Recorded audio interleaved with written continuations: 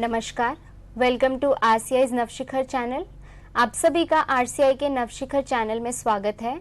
आज का हमारा टॉपिक ऑफ डिस्कशन है silicone cosmetic restoration in prosthetic field, and for this discussion we have expert mister Santosh Kumar who is technical head at Prosel rehabilitation.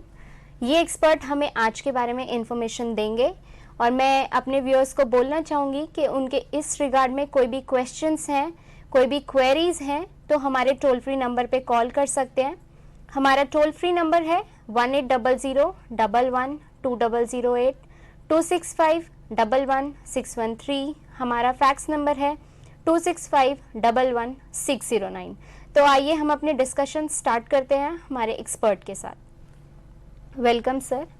Sir, जैसे कि आज का हमारा topic of discussion it's regarding the prosthetic field, और इसमें हम बात करेंगे कि silicon, why is silicon used, और उसमें हम देखेंगे कि सिलिकॉन को हम एक कॉस्मेटिक अपीयरेंस देने के लिए यूज कर सकते हैं।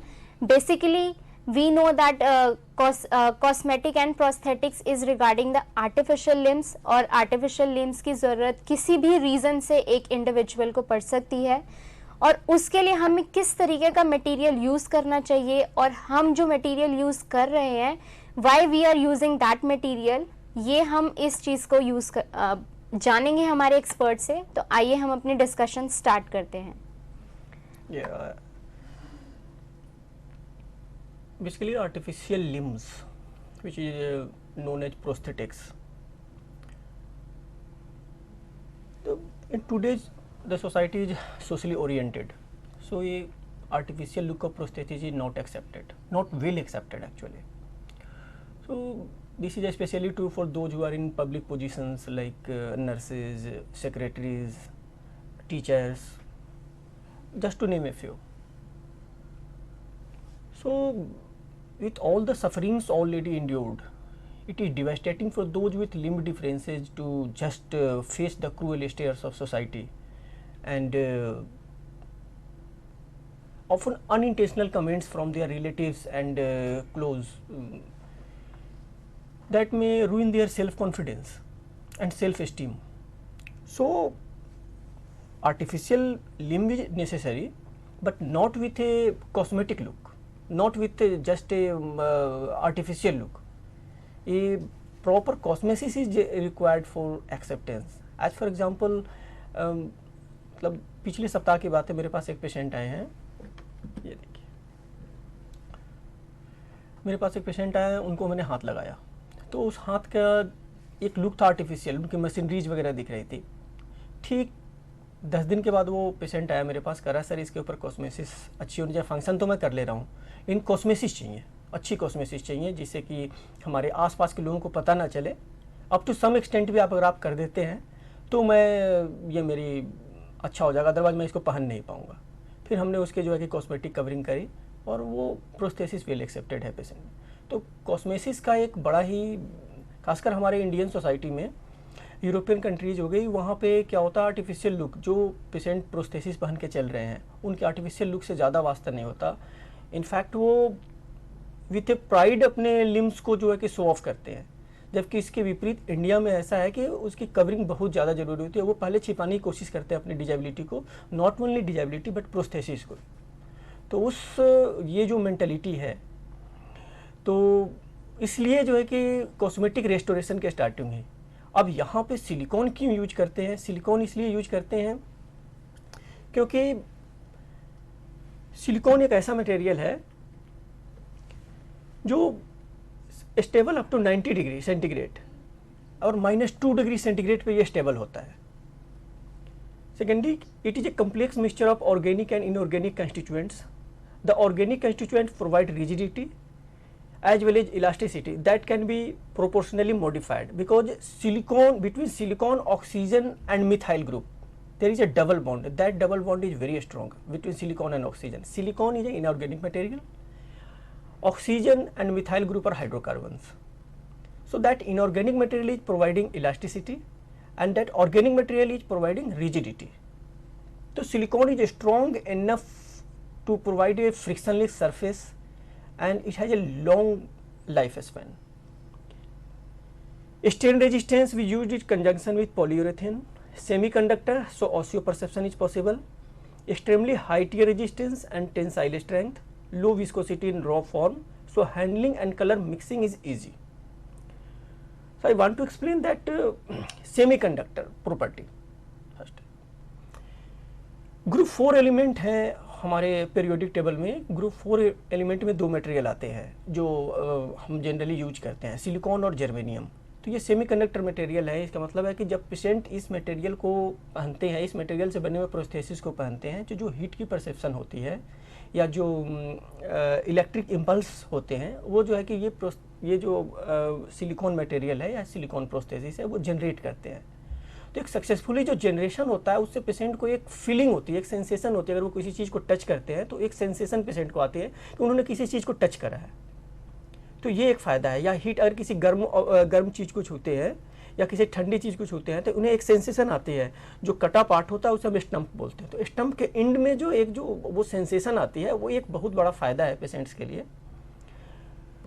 और बाकी तो मैंने कहा कि जो कलर मिक्सिंग ईजी है, क्योंकि ये पेस्ट फॉर्म में आता है, लिक्विड फॉर्म में आते हैं, तो कलर मिक्सिंग और हैंडलिंग ईजी हो जाती है इनकी। एक बार जब ये क्योर हो जाते हैं फिर तो आप इन्हें जो है कि 90 डिग्री सेंटीग्रेड तक ये स्टेबल होते हैं और -2 डिग्री सेंटीग्रेड में भी स्टेबल होते हैं।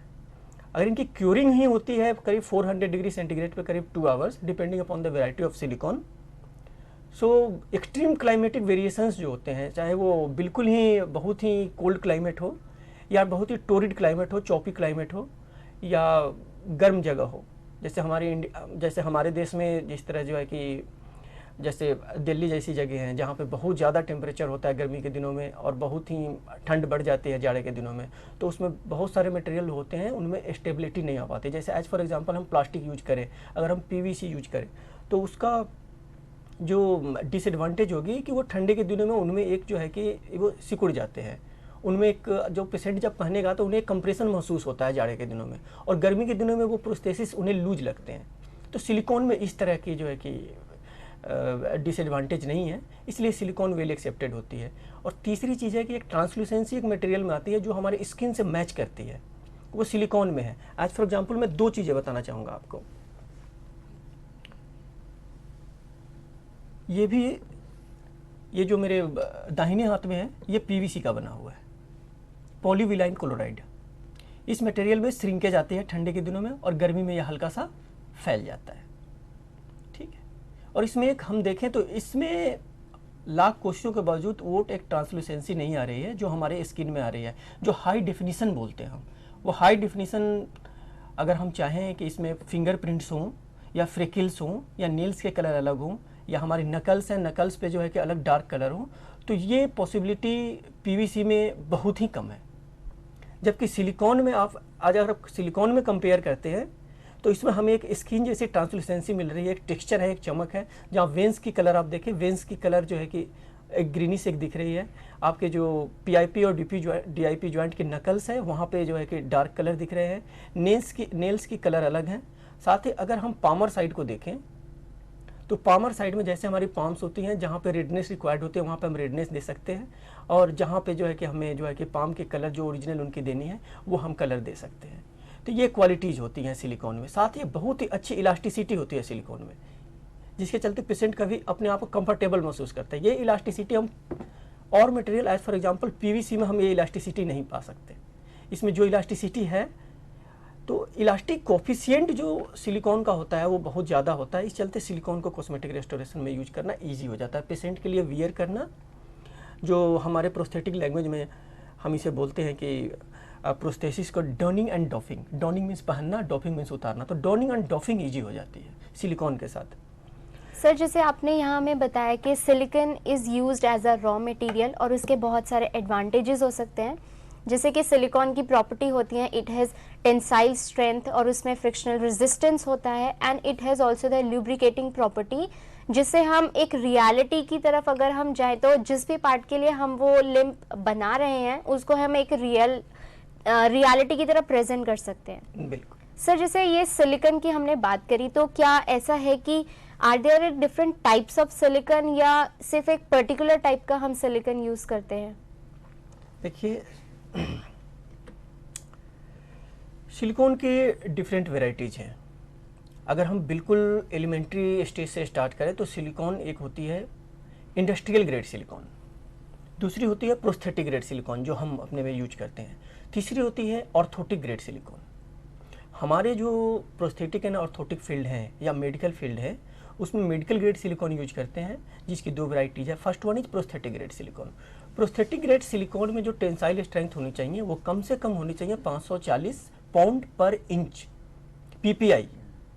तो ये 540 पाउंड पर इंच की उसमें टेंसाइल स्ट्रेंथ होनी चाहिए और टियर स्ट्रेंथ होनी चाहिए इसमें कम से कम 600 पीपीआई। इलास्टिक कोफिशिएंट कम से कम 3 होनी चाहिए इनकी। तो ये प्रॉपर्टीज हैं प्रोस्थेटिक ग्रेड सिलिकॉन की। और जो ऑर्थोटिक ग्रेड सिलिकॉन होती है वो जनरली जेल फॉर्म में होती है। जेल इन द सेंस कि सेमी सॉलिड कंडीशन में होती है। उनमें कुछ मिनरल ऑयल्स भी मिलाए जाते हैं, कुछ एंटीबायोटिक सॉल्यूशन भी मिलाए जाते हैं, क्योंकि जब पेशेंट उन्हें यूज करता है जो ऑर्थोटिक ग्रेड सिलिकॉन होते हैं वो मेजर यूज होती है उनके स्किन ग्राफ्टिंग के बाद, बर्न के बाद जो हाइपरट्रोफिक स्कार्स होती हैं उसे कंट्रोल करने के लिए। तो उसमें सिलिकॉन जेल यूज करते हैं, मिनरल वैल्स होती है और एंटीसेप्टिक्स वगैरह होते हैं। उनकी लाइफ स्पेन बहुत ही कम होती है। अगर एक सिलिकॉन जेल की हम लाइफ एक्सपेक्टेंसी देखें, पेशेंट अगर रेगुलर बेसिस पे अगर सिलिकॉन जेल की ऑर्थोसिस या सिलिकॉन जेल की सीट यूज कर रहा है तो ये 6 महीने से साल भर चलती है। इनमें जो है फ्रिक्शन रेजिस्टेंस ज़्यादा नहीं होता। जबकि प्रोस्थेटिक ग्रेड सिलिकॉन में हमें एक हार्डनेस चाहिए होती है, इनकी शोर हार्डनेस ए जिसे हम बोलते हैं, शोर हार्डनेस ए कम से कम इनकी होनी चाहिए 5। तो एक बड़ी ही इंपॉर्टेंट प्रॉपर्टीज है। साथ ही इनमें जो है कि जेल टाइप की प्रॉपर्टीज नहीं होनी चाहिए और ना तो इनमें कोई जो है कि सेक्रेशन होनी चाहिए, ना तो इनमें कोई जो है कि ऐसा समझे पेशेंट को पहनने के बाद जो है कि पर्सपिरेशन के प्रॉब्लम्स आए। Sir, as you have told about the different types of silicon, so they must be having different properties depending on the type of silicon. तो हम कैसे डिसाइड करेंगे what are the different deciding factors that we will look on to the for the material that we are going to made? Prosthetic grade silicone की जो पहली property होती है कि इसे ऑटोक्लेव में डाला जा सके, पेशेंट को अप्लाई करने के पहले ऑटोक्लेव में डाला जा सके। क्योंकि ये prosthetic grade silicone not only हम जो है कि एक्सटर्नल प्रोस्थेसिस जैसे बाहर जो प्रोस्थेसिस लगाते हैं उसे हम बोलते हैं एक्सटर्नल प्रोस्थेसिस, इंटरनल प्रोस्थेटिक्स में भी यूज होते हैं। जैसे बहुत सारे केसेज होते हैं जिनमें नी रिप्लेसमेंट वगैरह होती हैं तो उनमें जो टीबिया का पार्ट होता है या फीमर का जो कॉन्डाइल्स होते हैं उसके बीच में सिलिकॉन इंजेक्ट करे जाते हैं, या फिर जो ब्रेस्ट ऑगमेंटेशन सर्जरीज वगैरह होती हैं उनमें सिलिकॉन जो है कि इंजेक्ट करे जाते हैं। बहुत सारे केसेज होते हैं ऐसे। तो डिपेंड करती है कि प्रोस्थेटिक ग्रेड सिलिकॉन अगर आप इंटरनल प्रोस्थेसिस के लिए यूज कर रहे हैं तो वहाँ पे सिलिकॉन की क्वालिटी अलग हो जाएगी। वहाँ पे सिलिकॉन जो यूज करेंगे वो ऑटोक्लेव होनी चाहिए। जबकि जो हम एक्सटर्नल प्रोस्थेसिस जो यूज करते हैं, जो बाहर यूज के लिए जो पेशेंट पहनते हैं, इस टाइप के प्रोस्थेसिस के लिए हमें ऐसा सिलिकॉन नहीं चाहिए जिसे हम ऑटोक्लेव कर सकें जी। ये जनरल वॉशेबल होनी चाहिए, इसमें टीयर रेजिस्टेंस होना चाहिए, फ्रिक्शन रेजिस्टेंस होना चाहिए और ऐसा होना चाहिए जिसे हम रेगुलर बेसिस पे वॉश कर सकें, क्लीन कर सकें। और इसमें पसीना इकट्ठा होने के बाद या ज़्यादा गर्मी हो, अगर ज़्यादा गर्मी हो या ज़्यादा ठंडा हो तो पेशेंट को जो है कि डिस्कम्फर्ट नहीं हो, हमें ये चीज़ देखनी होती है। तो depending upon this type of properties there are 2 types of silicone depending upon polymerization, addition silicone and दूसरी condensation silicone. There are 2 types of polymerization, addition polymerization and condensation polymerization. So addition polymerization जो होती है उसमें हम platinum cure use करते हैं। इसमें क्या होता है कि जिस समय हम सिलिकॉन को क्योरिंग के लिए डालते हैं, डाई बनाई जाती है, सिलिकॉन को कलर करके क्योरिंग के लिए डालते हैं, उस समय वहाँ पे एक्सोथर्मिक रिएक्शन होती है। तो हमें इस तरह के सिलिकॉन को क्योर करने के लिए एक्सटर्नल हीट प्रोवाइड नहीं करनी होती।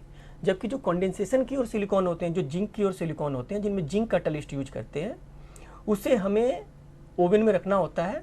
Particular depending upon the manufacturers instruction हमें उन्हें एक डेफिनेट टेम्परेचर पे रखना होता है और डेफिनेट टाइम के लिए रखना होता है, ताकि हम इसकी जो शोर हार्डनेस है उसे हम प्रिजर्व कर सकें, इसमें जो टेंसाइल स्ट्रेंथ है उसे हम प्रिजर्व कर सकें, इलास्टिसिटी है उसे प्रिजर्व कर सकें।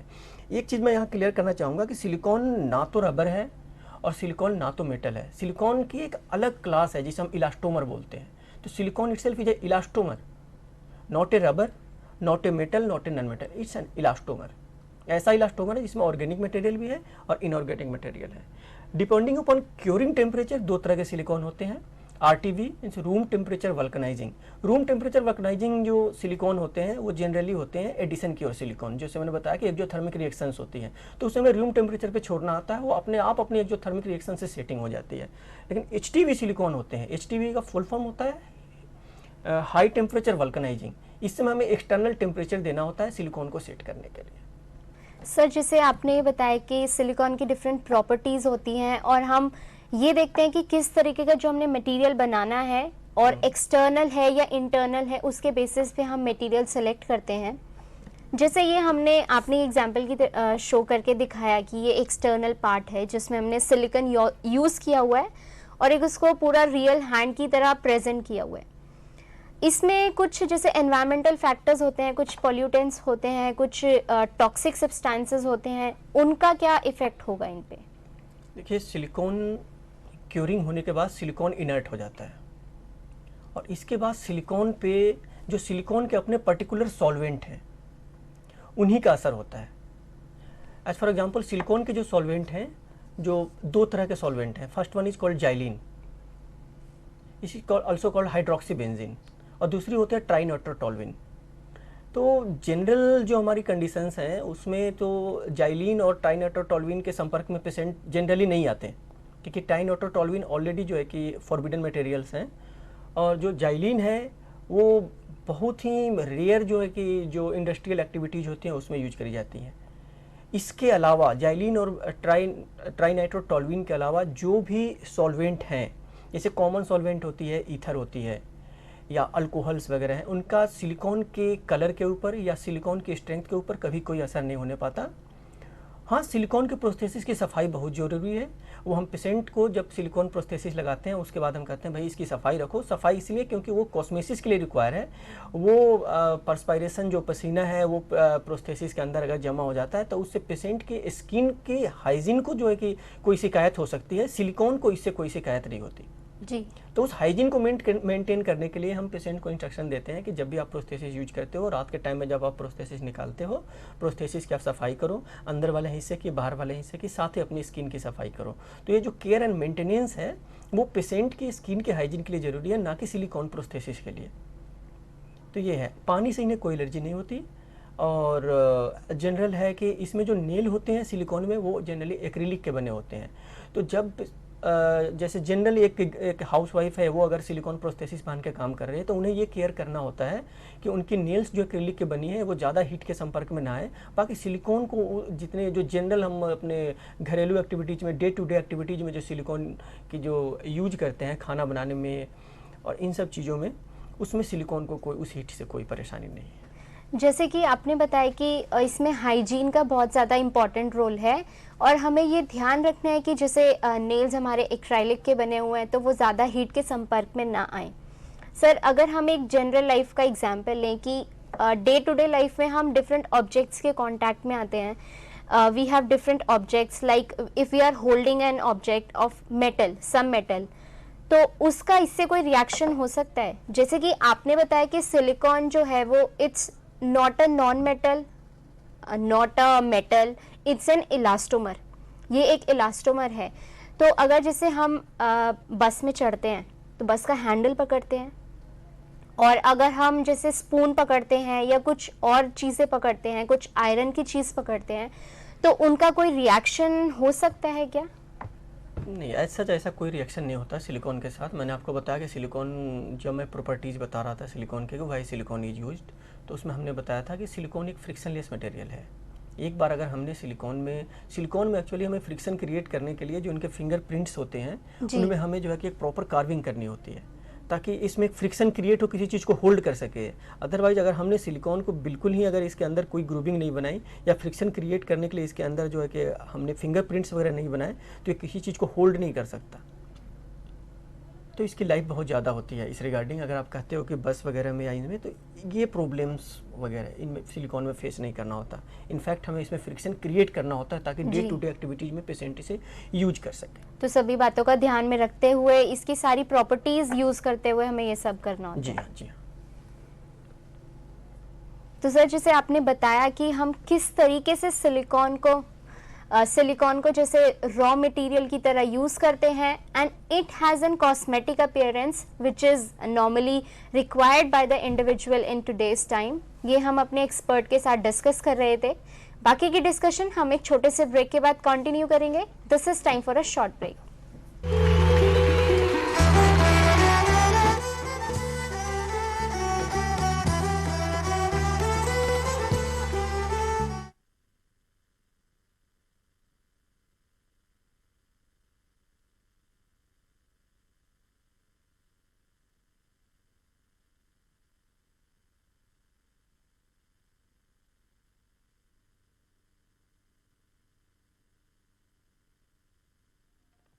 The chief handicap of the blindness is not blindness, but the attitude of seeing people towards them. आइए जानने और समझने की कोशिश करते हैं कि बधिरांधता यानी डेफ ब्लाइंडनेस क्या है। बधिरांधता एक स्थिति है जिसमें दृष्टिहीनता एवं सुनने की शक्ति में कमी आती है तथा जिससे विचारों के आदान प्रदान और रोजमर्रा की आवश्यकताओं की पूर्ति में समस्या उत्पन्न होती है।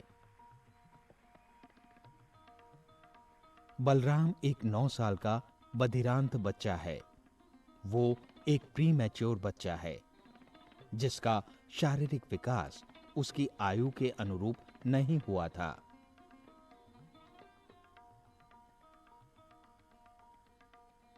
वो एक निम्न वर्गीय श्रेणी से संबंध रखता है तथा 5 साल से लगातार national association for blind Delhi के प्रशिक्षण कार्यक्रम से संलग्न है। इन 5 सालों के अंतर्गत उसे रोजमर्रा के कामों में, हलन चलन में, उसकी शैक्षणिक जरूरतों के अनुसार संप्रेषण द्वारा प्रशिक्षण दिया गया है जिससे वो इन सब क्रियाओं में स्वावलंबी बन सके। बलराम बिना किसी सहायता के चाकू से फलों को काट सकता है।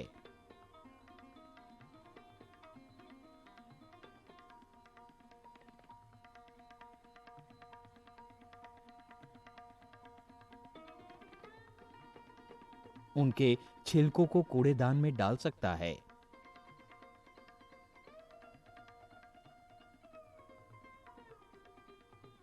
अपने बर्तनों को खुद साफ कर सकता है। उन्हें सही जगह पर रख सकता है।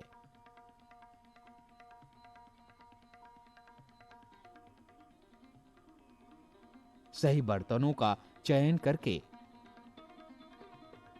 खुद खाना खाता है।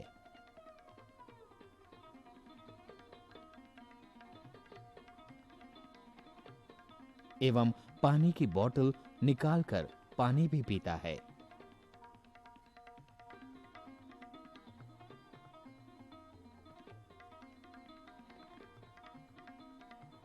इन सभी क्रियाओं में वो टेक्चुअल साइन लैंग्वेज से निर्देशों को ग्रहण करता है और अपने भावों को व्यक्त करता है।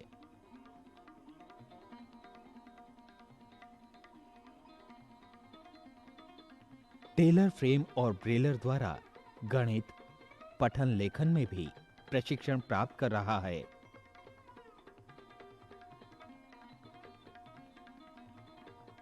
सभी बच्चों की तरह उसका भी एक मनपसंद खेल है। उसे सेल फोन को अपने कानों पर लगाकर उसका कंपन महसूस करना अच्छा लगता है। कहा जाता है, walking with a friend in dark is better than walking alone in light. कहने का तात्पर्य है कि वो लॉन्ग केन ट्रेवल, टैक्टाइल पाथ,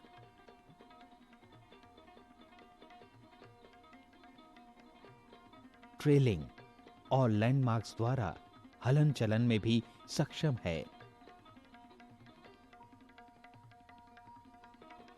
और व्यायाम संबंधी क्रियाएं जैसे ट्रेडमिल,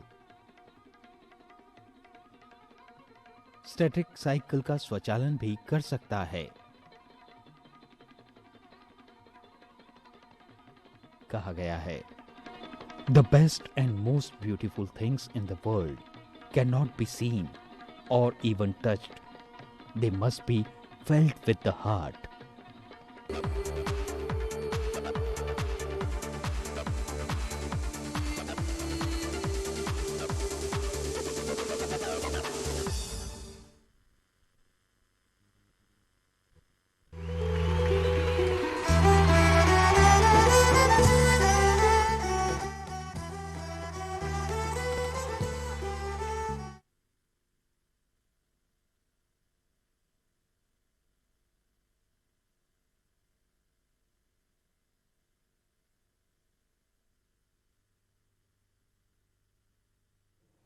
किसी की मुस्कुराहटों पे हो निसार, किसी का दर्द मिल सके तो ले उधार, किसी के वास्ते हो तेरे दिल में प्यार, जीना इसी का नाम है, जीना इसी का नाम है।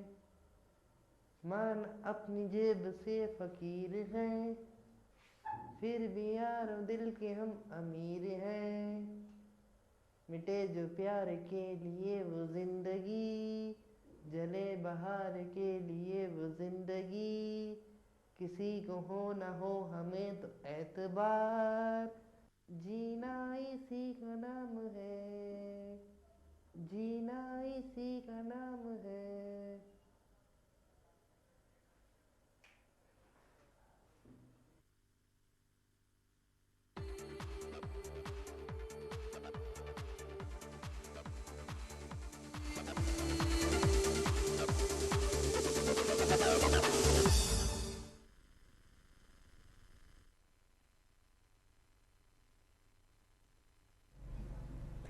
Welcome back to our discussion. Break में जाने से पहले हमने डिस्कस किए थे different aspects of prosthetics and orthotics, और उसमें हमने जाना अपने एक्सपर्ट से कि why silicon is used as a raw material in preparing these orthotics and prosthetics, और इसमें हमने ये भी जाना कि why is it required for its cosmetic appearance for the individuals. तो आइए हम अपने डिस्कशन को कंटिन्यू करते हैं और देखते हैं कि इसमें और कौन से फैक्टर्स हैं और कौन सी इंफॉर्मेशंस हैं जो जानना बहुत ज़रूरी है हमें ऑर्थोटिक्स एंड प्रोस्थेटिक्स के बारे में। इंट्रोडक्शन में हम चर्चा कर रहे थे silicon, why silicon is used as a material. अभी हम एक छोटा सा इंट्रोडक्शन करेंगे कि सिलिकॉन का ऑब्जेक्टिव क्या है, वाई सिलिकॉन इज यूज। तो why the objective of using silicon, prime objective is aesthetic need, function is cosmesis. Second, optimum cosmesis is achieved by optimum shape and size. It must be mirror image of the sound side, optimum color matching, optimization of generic and topographical distribution of colors in the stratas of silicone prosthesis, realistic nails, hair implantation and embedded freckles.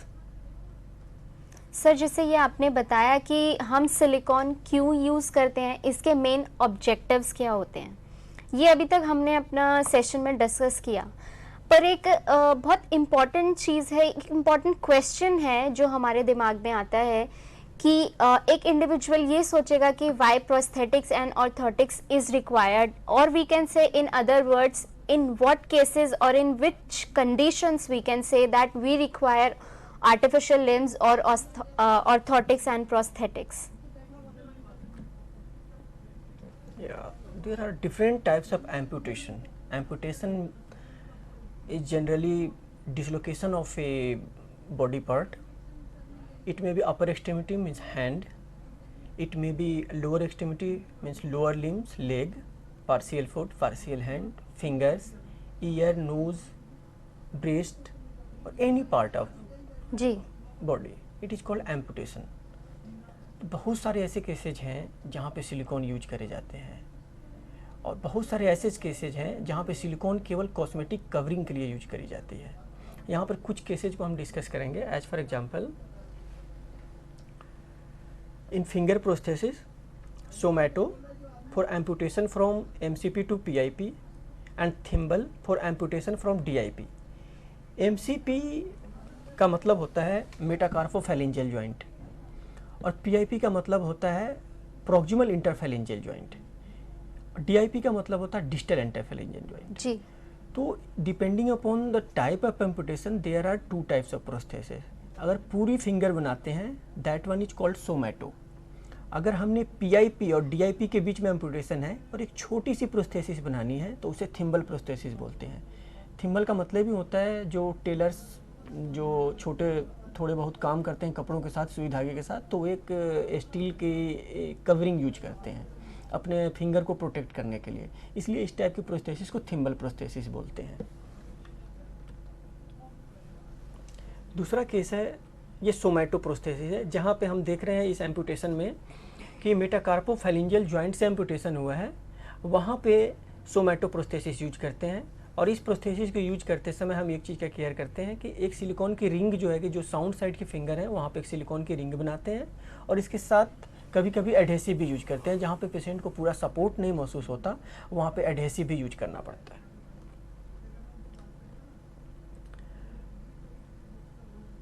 From partial hand prosthesis from carpal to metacarpal amputation, ray जो finger की amputation होती है उसे हम general language में रे amputation बोलते हैं। उसके बाद कार्पल एम्पुटेशन होती है, रीच डिसआर्टिकुलेशन होती है और मेटाकार्पल से एम्पुटेशन होती है।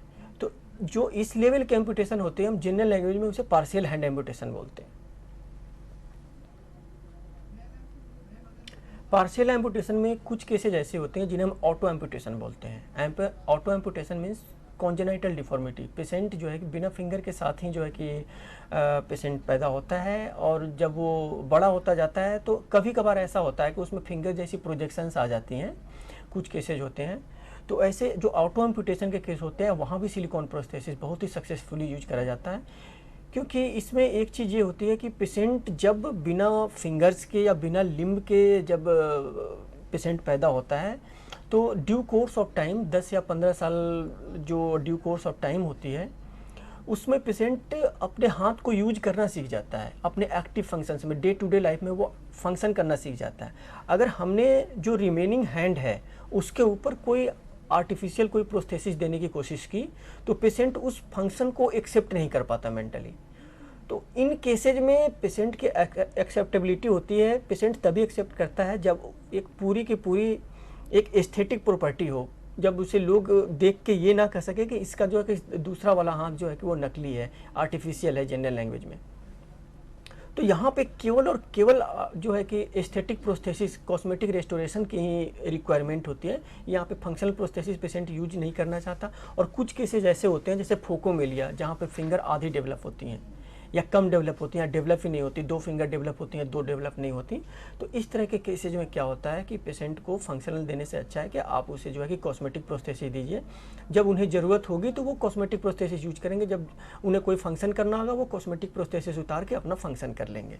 सर जैसे आपने बताया कि एक मान लीजिए आधा लिम्ब है, इधर तक का हाथ हमारा एक ही एम्प्यूटेड है और हमें उसमें प्रोवाइड करना है आर्टिफिशियल लिम्ब, जनरल लैंग्वेज में जैसे आपने बताया हम उसको कह सकते हैं, तो उसको हम एक कॉन्टिन्यूशन में कैसे देंगे? जैसे if we have made the hand till this length and the patient is wearing half sleeves, तो हम उसको एक कॉन्टिन्यूशन में कैसे दे सकते हैं? देखिए, सिलिकॉन जो प्रोस्थेसिस होती है उसमें हाइडिंग और कॉन्सीलिंग डिवाइसेज बोलते हैं।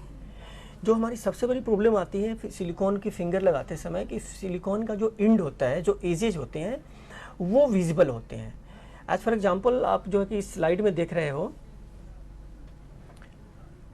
इस स्लाइड में अगर आप ध्यान से देखें तो जो प्रोस्थेसिस बनी हुई है उसकी एक एज है, तो पहनने के बाद वो एज दिखते हैं। उस एज को छिपाने के लिए जस्ट जो एज होती है उसके ऊपर या तो आप वॉच यूज कर लो या तो कोई रिस्ट बैंड आप यूज कर सकते हो ताकि वो लाइनें ना दिखें।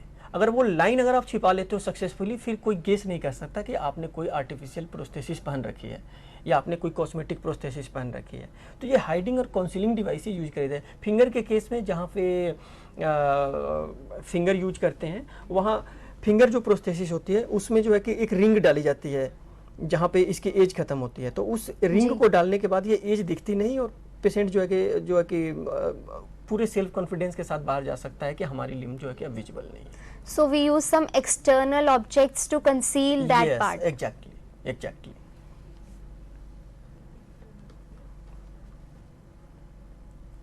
This is one photograph of phocomelia.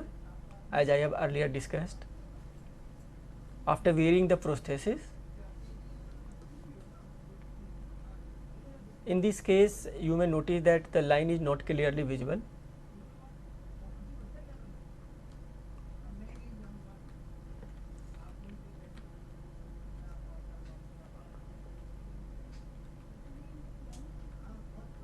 In next case आप देख रहे हैं रिस्ट डिसआर्टिकुलेशन, जैसा आपने मेरे से क्वेश्चन पूछा था जी। ये रिस्ट डिसआर्टिकुलेशन है। यहाँ पे पूरे हाथ बनाना होता है। It is not a partial hand prosthesis but a full hand prosthesis.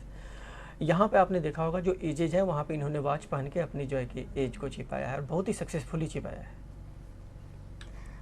Sir जैसे इस फिगर में आपने बताया कि we are making full hand, तो जैसे यहाँ तक एम्प्यूटेड था और हमने उसको आर्टिफिशियल लिम्ब से कवर कर दिया और रिस्ट वॉच से उसका मतलब नहीं दिखता है, नहीं दिखती उसकी। जैसे एक हम एक एनाटॉमिकल पार्ट ले एक ह्यूमन बीइंग का, तो अगर हम मेल्स की बात करते हैं तो we have hairy structures on our hand and legs, तो अगर वो पार्ट हमने एम्प्यूटेड कर दिया तो how we can give the reality to that part, मतलब can we give that hairy structure back to the amputated part? या in the next slide आप देखिए यहाँ पे पूरे हाथ की प्रोस्थेसिस बनी हुई है और इसमें क्लियरली विजुअल है कि यहाँ पे हमने हेयर इम्प्लांटेशन करा हुआ है। तो hair implantation is also possible, nothing is impossible in silicon cosmetic restoration. Even we can make a functional hand and we cover with silicon. तो पेशेंट अपनी फंक्शन भी कर सकता है, साथ में उसके एस्थेटिक नीड भी फुलफिल होती है जी। अब सेकेंड केस में आप देख रहे हैं स्लाइड में कि यहाँ पे एक फंक्शनल प्रोस्थेसिस पेशेंट ने पहन रखी है और उसके ऊपर सिलिकॉन की कवर लगी हुई है। तो इन दोनों केसेज में आप देख रहे हो कि एक फंक्शनल हैंड के ऊपर भी कवर लगी है और एक पूरी की पूरी हैंड सिलिकॉन की बनी हुई है। The deciding factor is that which type of prosthesis the patient is ready to accept. Patient की एस्थेटिक नीड ज़्यादा होगी तो एस्थेटिक प्रोस्थेसिस पे जाएगा। पेशेंट अगर चाहेगा केवल फंक्शनल हो, मुझे लुक से कोई मतलब नहीं है, तो वो पेशेंट लुक पे जाएगा। तीसरी चीज़ होती है पेशेंट को फंक्शनल भी चाहिए और लुक भी चाहिए। Generally it depends upon age groups. मैंने अपने जनरल प्रैक्टिस में ये अनुभव किया है कि एज ग्रुप पे डिपेंड करता है, डिपेंडिंग अपॉन जेंडर, मेल और फीमेल पे भी डिपेंड करता है। We have individual differences among the people, तो उनकी जो रिक्वायरमेंट्स होंगी तो उन्हीं के बेसिस पे। बिल्कुल बिल्कुल। अब जैसे कोई यंग आदमी होता है, अनमैरिड लेडी होती है, अनमैरिड मेल होता है, तो वो उनको जो है कि फंक्शन भी चाहिए और कॉस्मेसिस भी चाहिए जी। उन्हें दोनों चीज़ें चाहिए क्योंकि उन्हें एक बहुत लंबी लाइफ देखनी होती है। जनरली 50 के बाद के जो पेशेंट हमारे पास आते हैं उनका होता है कि वो हमें फंक्शनल दे दो, अब हमें क्या दिखाना है, लुक्स के नहीं, जनरल लैंग्वेज में जी। जो लेडीज होती हैं किसी भी एज ग्रुप की होती है उन्हें लुक्स से ज़्यादा जो है कि एफिनिटी होती है। तो we can say that silicon can be used for the perfect anatomical and the physiological part of the amputated part. Yes, of course. In lower extremity, as I have discussed, toe prosthesis, जी। toe reamputation in case of toe reamputation. The second one is partial foot, Lisfranc, Chopard, and Boyd amputation. Three types of partial foot amputations are there. The Lisfranc amputation is from PIP, from your metatarsophalangeal joint to tarsal joints. Chopard amputation is from tarsal joints, mid-tarsal joints, and Boyd's amputation is dislocation of calcaneum. The three types of general amputations are there. There are so many reasons for lower extremity amputations. There may be diabetes. In this case, I have explained the diabetic case. There are auto amputations like in case of leprosy. There may be congenital deformities. There may be the major case is trauma. Sir जैसे आपने बताया कि आपने इधर एक diabetic case के बारे में एक्सप्लेन किया है और कुछ दूसरे रीजंस भी हो सकते हैं जिसकी वजह से एम्प्यूटेशन हो सकता है। If we found that some specific condition is there where there is a dermatological manifestations, कुछ स्किन में प्रॉब्लम है या some ulcers or abscesses are there, तो should we go for that this silicone as a raw material? या of course, जैसा मैंने आपसे पहले भी डिस्कस करा था कि जो स्किन ग्राफ्टिंग होती है या जो बर्न के जो हाइपरट्रोपिक स्कार्स होते हैं या इन केस ऑफ कार्सिनोमास, तो ये 3-4 कंडीशंस ऐसी होती हैं। डायबिटिक फुट होती है, डायबिटिक एम्पुटेशंस होते हैं। इन सारी केसेज में सिलिकॉन को बड़ा ही सक्सेसफुली यूज करा जाता है। मैंने कहा था ऑर्थोटिक ग्रेड सिलिकॉन जेल भी यूज करते हैं after autoclave. Silicon gel use की जाती है जनरल फंक्शन में। और ऐसा है कि हम जब आगे जब अपनी केसेस डिस्कशन जब आगे जो हम फोटोग्राफ्स वगैरह देखेंगे तो मैं साथ ही साइमल्टेनियसली आपको ये एक्सप्लेन करता जाऊंगा। आपने बड़ा ही अच्छा क्वेश्चन पूछा है, ये वो साथ ही हम डिस्कस करेंगे, इस चीज़ को हम साथ में डिस्कस करेंगे। एज फॉर एग्जाम्पल ये जो प्रोस्थेसिस हमने बनाया है डायबिटिक एम्पुटेशन के लिए, इस केस में हमें एक चीज़ ख्याल रखना होता है कि इसमें प्रोस्थेटिक ग्रेड सिलिकॉन भी यूज करा है हमने और ऑर्थोटिक ग्रेड सिलिकॉन भी यूज करा है। मैं ऐसे एक्सप्लेन करूंगा कि ऊपर की कवर हमने बनाई है जो इनके बिल्कुल जो है कि जो नॉर्मल साइड के जो राइट साइड के फुट है उसकी नकल हमने बनाई है लेफ्ट साइड की, वो हार्ड सिलिकॉन से बनी हुई है। लेकिन इसके अंदर जो फिलिंग की हुई है, जो स्टम्प की इंड आप देख रहे हैं, जो इनका कटा हुआ पार्ट है उसकी इंड देख रहे हैं, वहाँ पर हमने सिलिकॉन जेल यूज करा है। सिलिकॉन जेल इसलिए यूज करा है क्योंकि हार्ड सिलिकॉन उनके स्टम्प का इंड जो है कि एक तो पहली बात कि डायबिटीज जो एम्पुटेशंस होती हैं उनमें पहली चीज़ ये होती है कि पेशेंट को हमेशा ही इरिटेशन महसूस होती है। अगर एक छोटा सा घाव भी हो जाए तो हील होने में बहुत टाइम लग जाता है। तो हम वहाँ पे हार्ड सिलिकॉन यूज करेंगे तो पेशेंट के जो सिलिकॉन और पेशेंट के स्टम्प के बीच में जो एक मूवमेंट होती है, जो मोशन जो प्ले करता है, उसके चलते एक रबिंग होती है। उस रबिंग के चलते अल्सर कॉज हो सकते हैं, वहाँ पे घाव एग्रीवेट हो सकते हैं, वहाँ पे उंड हो सकती है। उसे प्रिवेंट करने के लिए हम जेल फॉर्म में सिलिकॉन अंदर फिल कर देते हैं जी। तो बड़ा ही कंफर्टेबल हो जाता है पेशेंट के लिए यूज करना, और साथ ही प्रिवेंट भी करता है फर्दर इंजरीज को। तो एक बहुत ही अच्छा एग्जांपल है कि डर्मेटोलॉजिकल जो कंडीशंस होती है, वेरिएट होती है, उसमें सिलिकॉन की जो है कि वेराइटीज हम कैसे जो है कि चेंज करते जाते हैं। हमने पहले हार्ड सिलिकॉन यूज किया, अंदर सिलिकॉन जेल फिल कर दिया, पेशेंट इज कंफर्टेबल।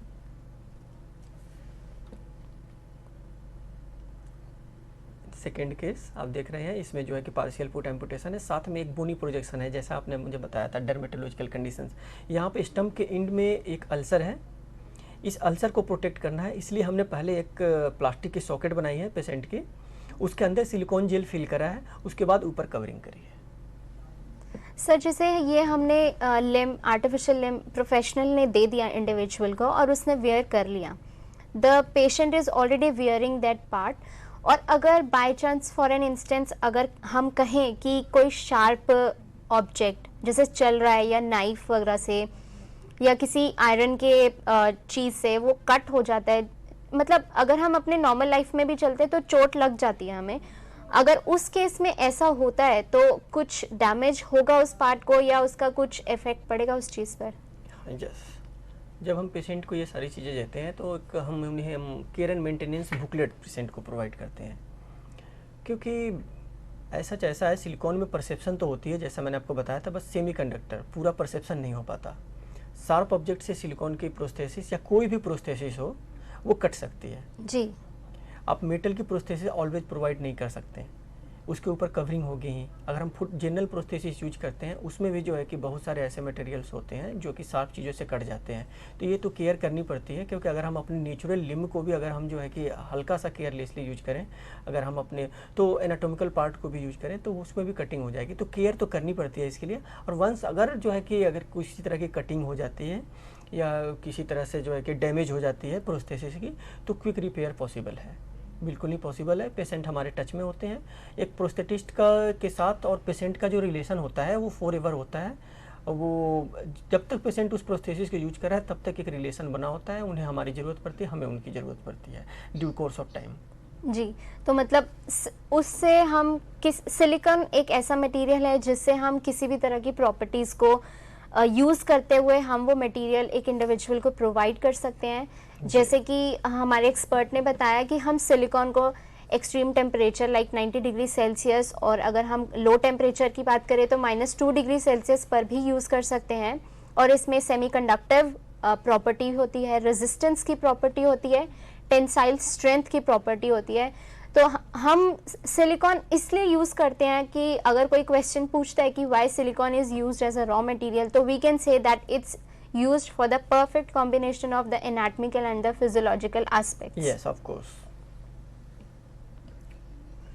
सर जैसे हमने देखा कि किस तरीके से हमारा अपर लिम एंड लोअर लिम अगर हमारा एम्प्यूटेशन हुआ है तो हम कौन सी प्रॉपर्टीज़ को ध्यान में रखते हुए, इंडिविजुअल की नीड्स को ध्यान में रखते हुए हम जो लिम प्रोवाइड करेंगे, आर्टिफिशियल लिम, जो एक हम जनरल लैंग्वेज में हम एक टर्म यूज़ करते हैं, तो उसमें हम देख सकते हैं कि हम कौन सा सिलिकॉन का टाइप यूज़ कर रहे हैं। सिलिकॉन का टाइप यूज़ करते हुए हम प्रॉपर्टीज़ का ध्यान रखते हैं, ये जैसे कि हमारे एक्सपर्ट ने बताया।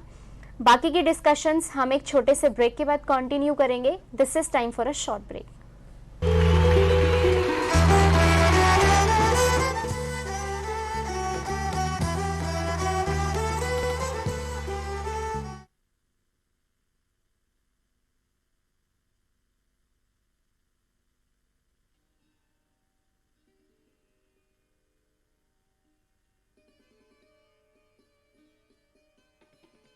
ऑटिज्म एक व्यापक विकासात्मक विकलांगता है जिसके लक्षण जीवन के प्रथम 3 वर्ष में ही दिखाई पड़ते हैं, जैसे असंगत खेल, असमान स्थूल एवं सूक्ष्म गामक क्रियाएं, शाब्दिक संकेतों पर अभिव्यक्ति न देना, Where is the cup? देखो, open your eyes, open करो, open करके, open.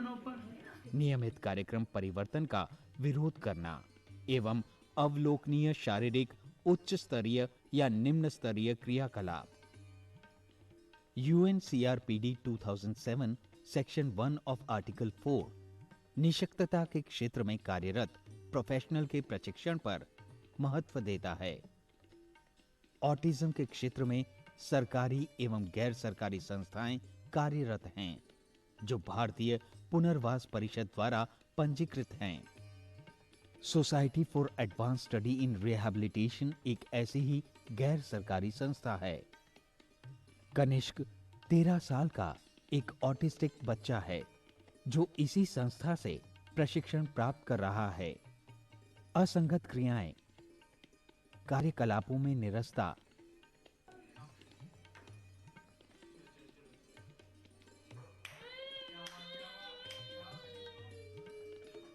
असमान स्थूल एवं सूक्ष्म गामक क्रियाएं जैसे बॉडी रॉकिंग और फिंगर रिगलिंग उसमें देखी जा सकती है. उसे मैचिंग और पेस्टिंग, पॉइंटिंग जैसी क्रियाएं सिखाई जाती हैं. Very good. Glass. Where is the glass? Glass. Very. Cup को टच करो जल्दी से. कप को. Where is the cup? Very good. Cup में क्या करता है कनिष्क? टी पीता है. चलो glass. Where is the glass? Very good. चलो बाउल की तरह बाउल जल्दी से टच करो बाउल को. Very good. बाउल में क्या करता है कनिष्क? तथा साथ ही साथ रोजमर्रा की आवश्यकताएं जैसे खाना, पीना, कपड़े पहनना,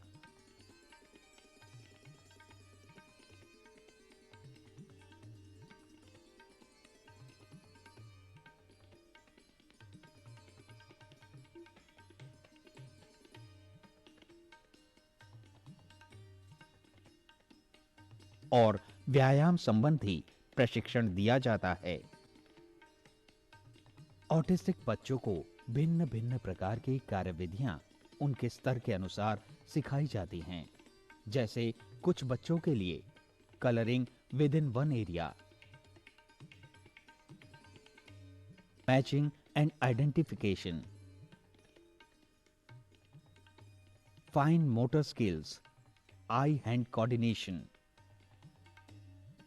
concept of vegetables, fruits, body parts, colours पर जोर दिया जाता है तथा कुछ को प्रश्न पढ़ के उत्तर देने में और रोजमर्रा की आवश्यकताओं को पूरा करने में सक्षम बनाया जाता है.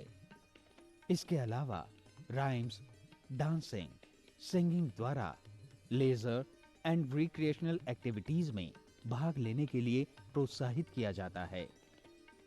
इन सभी कार्यकलापों एवं प्रशिक्षण का एकमात्र उद्देश्य उन्हें स्वनिर्भर बनाना है ताकि ये डगमगाते पांव सक्षम बन जीवन के एक एक पायदान पर दृढ़ता से आगे बढ़ें और अपनी मंजिल को पा लें.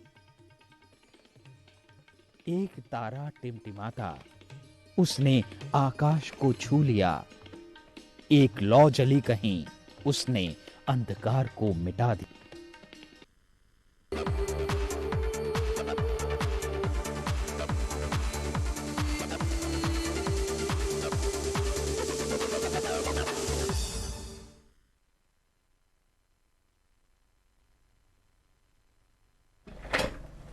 Welcome back to our discussion. Break में जाने से पहले हमने डिफरेंट एस्पेक्ट्स डिस्कस किए थे और बेसिकली आज का जो हमारा सेशन है वो हम प्रोस्थेटिक्स एंड ऑर्थोटिक्स के बारे में डिस्कस कर रहे हैं और उसमें हम ये देख रहे हैं कि सिलिकॉन किस तरीके से यूज़ होता है और किन तरह की एम्पुटेशंस में हम उसको यूज़ कर सकते हैं।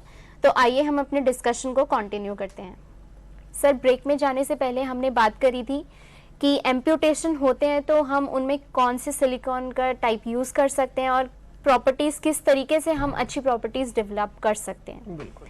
अभी तक जो हमने बात करी थी वो थी एक लिम्ब की, मतलब almost we have talked about the single limb. अगर हमारा बाइलेटरल प्रॉब्लम होता है, दोनों लिम्ब्स में प्रॉब्लम होता है, तो उसके लिए हम कैसे कर सकते हैं? इस स्लाइड में मैं आपको दिखा रहा हूँ कि बायलेटरल प्रॉब्लम्स में हमने यहाँ पे 2 प्रोस्थेसिस बनाई हुई है। ये कॉन्जेनिटल एम्पुटेशन है, जैसे मैंने कहा था फोकोमेलिया होती है, उसी तरह कॉन्जेनिटल एम्पुटेशन है जहाँ पे पूरा पाँव पेशेंट का डेवलप नहीं हो पाया है। तो इस केस में हमने 2 प्रोस्थेसिस दिए हैं पेशेंट को और पेशेंट सक्सेसफुली चलते हैं। तो अनदर एग्जाम्पल मैंने आपको कहा था फंक्शनल प्रोस्थेसिस के बारे में कि फंक्शनल प्रोस्थेसिस के ऊपर हम कवर करते हैं। ये एक पर्टिकुलर केस है, इसमें पेशेंट मेरे पास आया था और पेशेंट ने मुझे कहा कि ऐसा है कि मुझे शादी करनी है। वो पेशेंट उत्तर प्रदेश रीजन का था, यूपी रीजन का था कि हमें शादी करनी है, तो उस शादी में हमें धोती पहननी होती है। तो कुछ ऐसी प्रोस्थेसिस बनाइए जो मैं धोती पहनूं, उसके बाद जो है कि नीचे का पाँव पता ना चले कि आर्टिफिशियल हो। तो यह फर्स्ट केस था जब मैंने किसी लोअर लिम्ब प्रोस्थेसिस में कवर बनाई थी।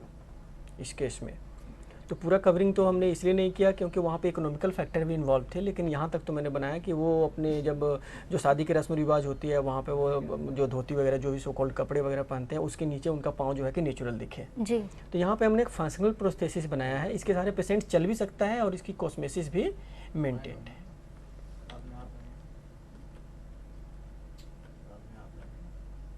अब आते हैं हम फेशियल और मैक्सिलोफेशियल केसेज में। यहाँ पर हम देख रहे हैं ईयर एंड ऑरिकुलर प्रोस्थेसिस है। ये ईयर एम्पुटेशन के केस में दिया जाता है। ईयर एम्पुटेशन की जो सबसे बड़ा जो कारण होता है वो है माइक्रोटिया। माइक्रोटिया एक ऐसी डिजीज है जो जिसमें पेशेंट जो है कि कॉन्जेनाइटली जो है कि विदाउट ईयर जो है कि पैदा होता है और उसके बाद जो वहाँ पे जो है कि कुछ दिनों के बाद कुछ केसेज ऐसे होते हैं जिसमें कुछ दिनों के बाद ईयर में डिजेनरेशन शुरू हो जाता है। कुछ माइकोबैक्टीरियल इन्फेक्शंस वगैरह भी होते हैं। ईयर के एक्सटर्नल ईयर जिसे हम पिन्ना बोलते हैं और ईयर लोब बोलते हैं, वहाँ पे जो है कि डिजेनरेशन शुरू हो जाती है। आई और ऑर्बिटल प्रोस्थेसिस है जिसमें ऑर्बिकुलरिस ऑकुलिस मसल्स भी चले जाते हैं। तो ये कॉन्जेनाइटल भी हो सकते हैं, एसिड बर्न से भी हो सकते हैं और ट्रॉमेटिक एम्पुटेशंस भी हो सकते हैं। यहाँ पे एक एडेसिव रिटेंड आई प्रोस्थेसिस है। ये एक थोड़ा अलग केस है क्योंकि ये कार्सिनोमा के चलते यहाँ पूरे आई के एम्पुटेशन कर पा रही है और आई के जो सराउंडिंग मसल्स है ऑर्बिकुलरिस ऑकुलिस हैं और अंदर की जो ऑप्टिक नर्व्स वगैरह भी हैं वो भी पूरी तरह से निकाल दी गई हैं। तो इस केस में पेशेंट देख तो नहीं सकता, लेकिन जो एस्थेटिक अपीयरेंस है कि पेशेंट को ऑड नहीं लगे सोसाइटी में जाने के बाद, जैसा मैंने आपको पहले बोला था ऑफन अनइंटेंशनल कमेंट्स जो अगल बगल होती है, तो इससे जो है कि पेशेंट अपने आप को बहुत ही सेल्फ कॉन्फिडेंट महसूस करता है और पूरे कॉन्फिडेंस के साथ सोसाइटी को फेस करता है। एक मैक्सिलोफेशियल प्रोस्थेसिस है। एक गन शॉट इंजरी हुई थी इन पेशेंट को, तो इस पेशेंट के लिए हमने एक प्रोस्थेसिस बनाई थी। तो इनका 2 फ़ायदा होता है। एक तो पहली चीज़ कि ये जो एरिया है जहाँ कार्सिनोमा है या गन शॉट इंजरी है, जहाँ फेशियल प्रोस्थेसिस बनते हैं, उसमें अंदर के जो भी पार्ट्स हैं, जो भी एनाटॉमिकल पार्ट्स हैं, उसे एक्सटर्नल इन्वायरमेंट से, धूल से या बैक्टीरिया से या मॉइस्चर से प्रिवेंट करने के लिए ऊपर इन्हें कवर करना ज़रूरी होता है। तो इस सिलिकॉन से 2 पर्पस सॉल्व होते हैं। पहली चीज़ कि पेशेंट एक प्रोस्थेसिस मिल जाती है, पेशेंट का लुक अच्छा हो जाता है और साथ ही जो अंदर के पार्ट हैं जो प्रोन होते हैं, prone to edema, prone to infection, prone to bacterial infection, prone to damage, वो सिलिकॉन से कवर होने के बाद एक उन्हें सेफ्टी मिल जाती है और फर्दर इन्फेक्शन की चांसेज कम हो जाती है, बहुत ही कम हो जाती है इंडीड। तो ये सर जैसे आपने बताया कि हम different parts of the body पे किस तरीके से हम आर्टिफिशियल लिम्स प्रोवाइड कर सकते हैं, be it the upper limb of the body और द लोअर लिम्ब और the some facial parts of the body. तो इस तरीके से हम सिलिकॉन का यूज़ करके हम वो प्रोवाइड कर सकते हैं उस रिक्वायर्ड पार्ट पे। सर जैसे हमने ये अभी तक बात करी कुछ एग्जांपल्स लेके कि हम कैसे different parts of the body पे हम प्रोवाइड कर सकते हैं लिम्स को। इसमें एक बात आती है फैब्रिकेशन की, तो what is the role of fabrication and basically why we use fabrication? Yeah, for manufacture any prosthesis, a proper fabrication procedure is followed. It starts from patient itself. It's actually a prosthetic rehabilitation team. It's a work of prosthetic rehabilitation team. The patient itself is the most important member of this rehabilitation team. There is orthopedic surgeon, there are plastic surgeons, there are rehabilitation nurses, there are occupational therapists, there are physical therapists, there are vocational counselors and social workers.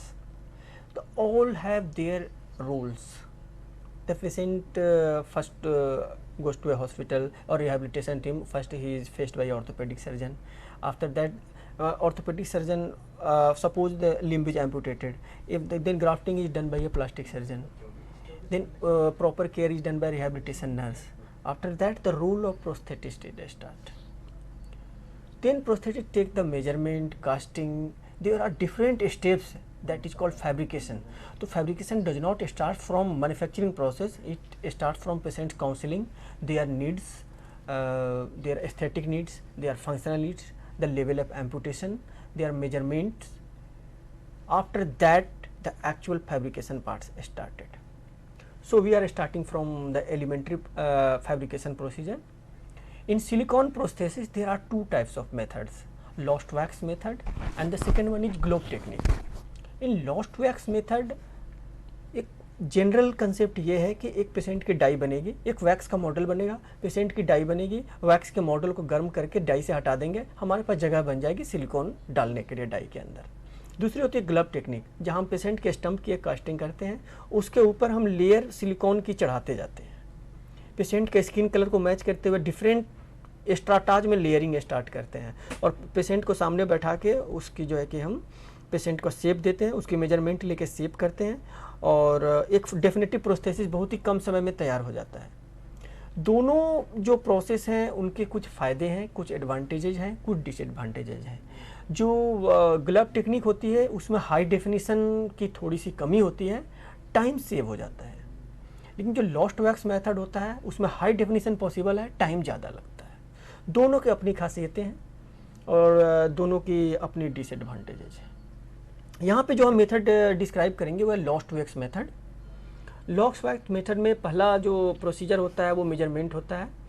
हम जैसा देख रहे हैं slide में, यहाँ पे एक measurement chart है जहाँ पेशेंट का registration number, name, address, occupation, phone number, date of birth, उनकी side, cause of amputation, level of amputation, mode of casting, date of measurement, date of delivery, date of trial, group, ये सारे discuss करते हैं। उसके बाद हम patient के measurement लेते हैं। जो सब्जेक्टिव जो पेशेंट के साथ जो सब्जेक्टिव डिस्कशन होती है उसमें हम पेशेंट की हिस्ट्री वगैरह लेते हैं। जो ऑब्जेक्टिव होती है उसमें हम मेजरमेंट्स वगैरह पेशेंट के स्टार्ट करते हैं, उनका क्या प्रॉब्लम है, स्किन कंडीशन क्या है, स्कारिंग क्या है, जॉइंट फंक्शन क्या है, पेन होती है या नहीं, उनका सर्कुलेशन कैसा है, और इन सब का बड़ा इंपॉर्टेंट रोल होता है। क्योंकि अगर पेशेंट की ईडिमा, आज फॉर एग्जांपल कि पेशेंट का जो कटा हुआ एंड है उसके अंत में ईडिमा है, इसका मतलब है कि पेशेंट का जो नॉर्मल कुछ दिनों के अंदर पेशेंट की वो ईडिमा हट जानी है और उसमें श्रिंकेज आ जाएगी।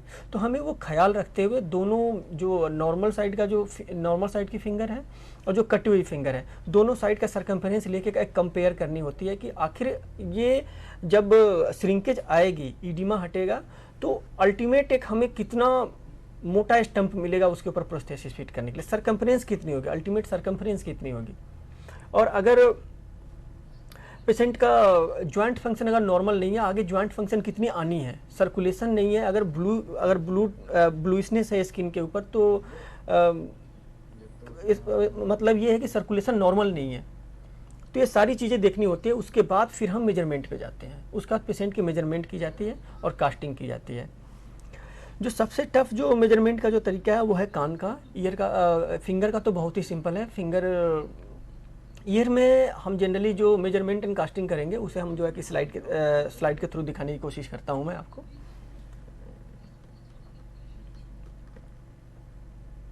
इसमें जो मटेरियल्स यूज होते हैं, पहला मटेरियल है alginate, the second one is stone plaster class 3, the third one is wax modelling, the third one is cotton gauge,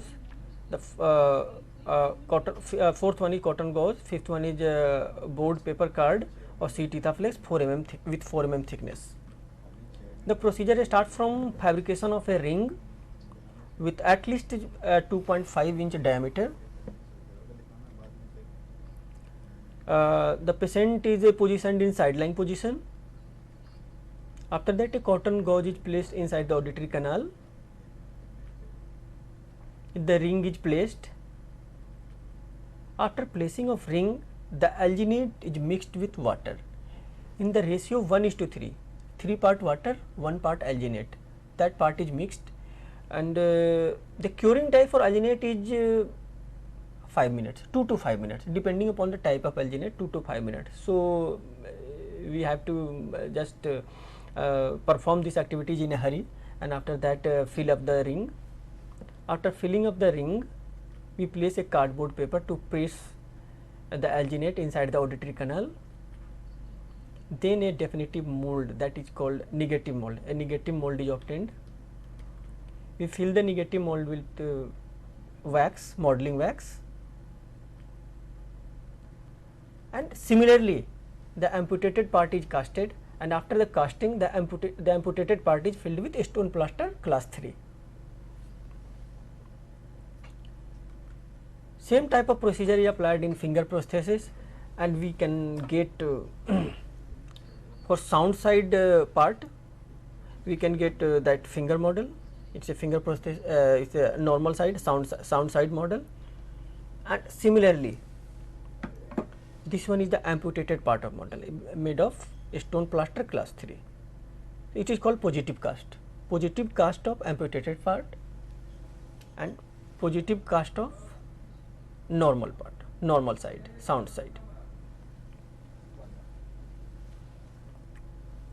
sir जैसे कि ये आपने हमें बताया कि किस तरीके से हम एक प्रोसीजर को फॉलो करते हुए वैक्स को यूज़ करके और बाकी मटेरियल्स को यूज़ करते हुए हम एक ईयर का कहें कि कास्टिंग कर सकते हैं।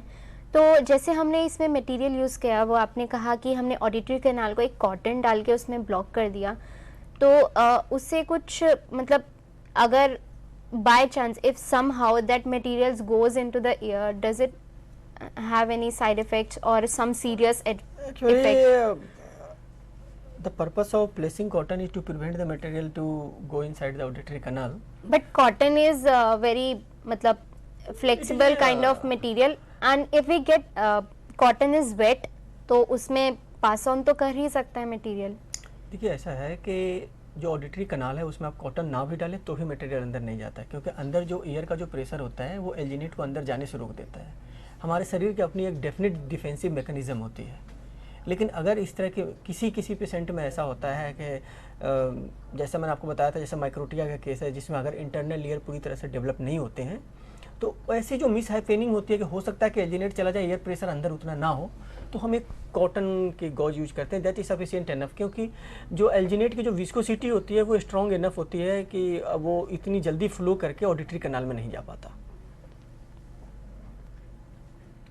फैब्रिकेशन प्रोसीजर में जो नेक्स्ट स्टेप है वो है कलर कोडिंग, जो पेशेंट के सामने करता है। It is called face to face session with patient. Patient के स्किन की कलर, हमारे पास डिफरेंट टाइप की स्वेचेज होती हैं, इस स्वेचेज के हेल्प से उस पर नंबरिंग होती है, कोडिंग होती है, तो वो कोडिंग लिखी जाती है। वो कोडिंग पेशेंट के पामर साइड के लिए होती है। पामर साइड में जो बेसिक स्किन कलर होंगी उसकी कोडिंग करी जाएगी। जो नकल्स होती हैं, जो पीआईपी और डीआईपी की जो रीजेज होती हैं उसकी कोडिंग की जाती है। जो रेडनेस इसमें है वो किस एक्सटेंट तक है उसकी कोडिंग करी जाती है। साथ ही जो पीआईपी और डीआईपी पे जो हल्का डार्कर स्किन होता है उसकी कोडिंग करी जाती है, और जो पीआईपी और डीआईपी के बीच में जो लाइटर स्किन होती है उनकी कोडिंग करी जाती है। साथ ही नेल की कोडिंग करी जाती है। कलर कोडिंग के बाद face to face session with patient खत्म हो जाता है, और वहाँ पे हम स्टार्ट करते हैं फिर एक्चुअल फैब्रिकेशन प्रोसीजर, जिसे इनसाइड द लैब प्रोसीजर बोलते हैं। वो पेशेंट वहाँ पे नहीं होता, उसके बाद जो है कि बाकी प्रोसेस स्टार्ट करे जाते हैं। तो इसमें जो पहला होता है, इसमें स्टम्प मॉडिफिकेशन करते हैं। इसमें चूँकि सिलिकॉन एक इलास्टिक मटेरियल है, तो पेशेंट का जो स्टम्प होता है, जो कटा हुआ पार्ट का जो मॉडल हमारे पास होता है, उसकी हम सरकमफ्रेंस और लेंथ में मॉडिफिकेशन करते हैं। तो जो सरकमफ्रेंस में जो रिडक्शन करते हैं वो जनरली 5 to 12% रिडक्शन करते हैं, depending upon the condition. As for example अगर ये एक केस होता है, एक ऐसा केस होता है जिसमें ग्राफ्टिंग नहीं हो, तो वहाँ पे हम 12% तक रिडक्शन कर सकते हैं। या डायबिटीज़ का केस नहीं हो या ऑटो एम्पुटेशन का केस नहीं हो, तो वहाँ पे 12% तक रिडक्शन करी जाती है, ताकि एक होल्डिंग बहुत ही अच्छी होल्डिंग हो, एक बहुत ही अच्छा सक्शन हम क्रिएट कर सकें।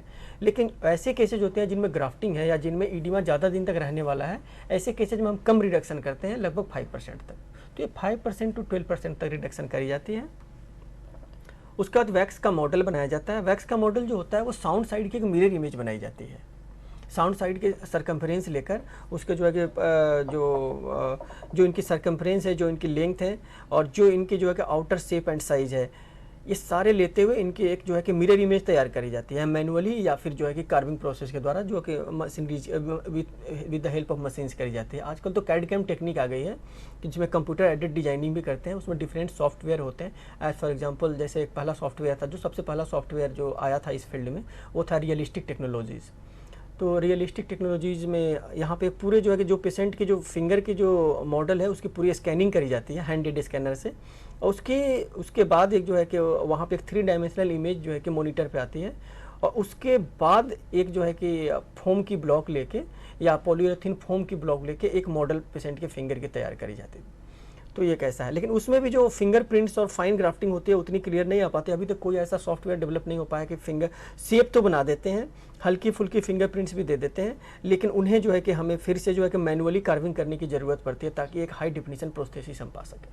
सर ये तो हमने बात करी कुछ एम्प्यूटेड पार्ट्स की। अगर हम फॉर एन इंस्टेंस एक केस लेते हैं कि कुछ प्रॉब्लम हो जाने की वजह से थिकनेस में प्रॉब्लम आ गई है, मतलब थिकनेस कम हो गई है, ये दब गई है उंगली या कोई भी पार्ट है, तो क्या हम उसको उसमें हम प्रोवाइड कर सकते हैं ये? बिल्कुल, सिलिकॉन की जो लिमिटेशन है वो बहुत ज़्यादा है। डिफरेंट केसेज में हम इसे प्रोवाइड कर सकते हैं।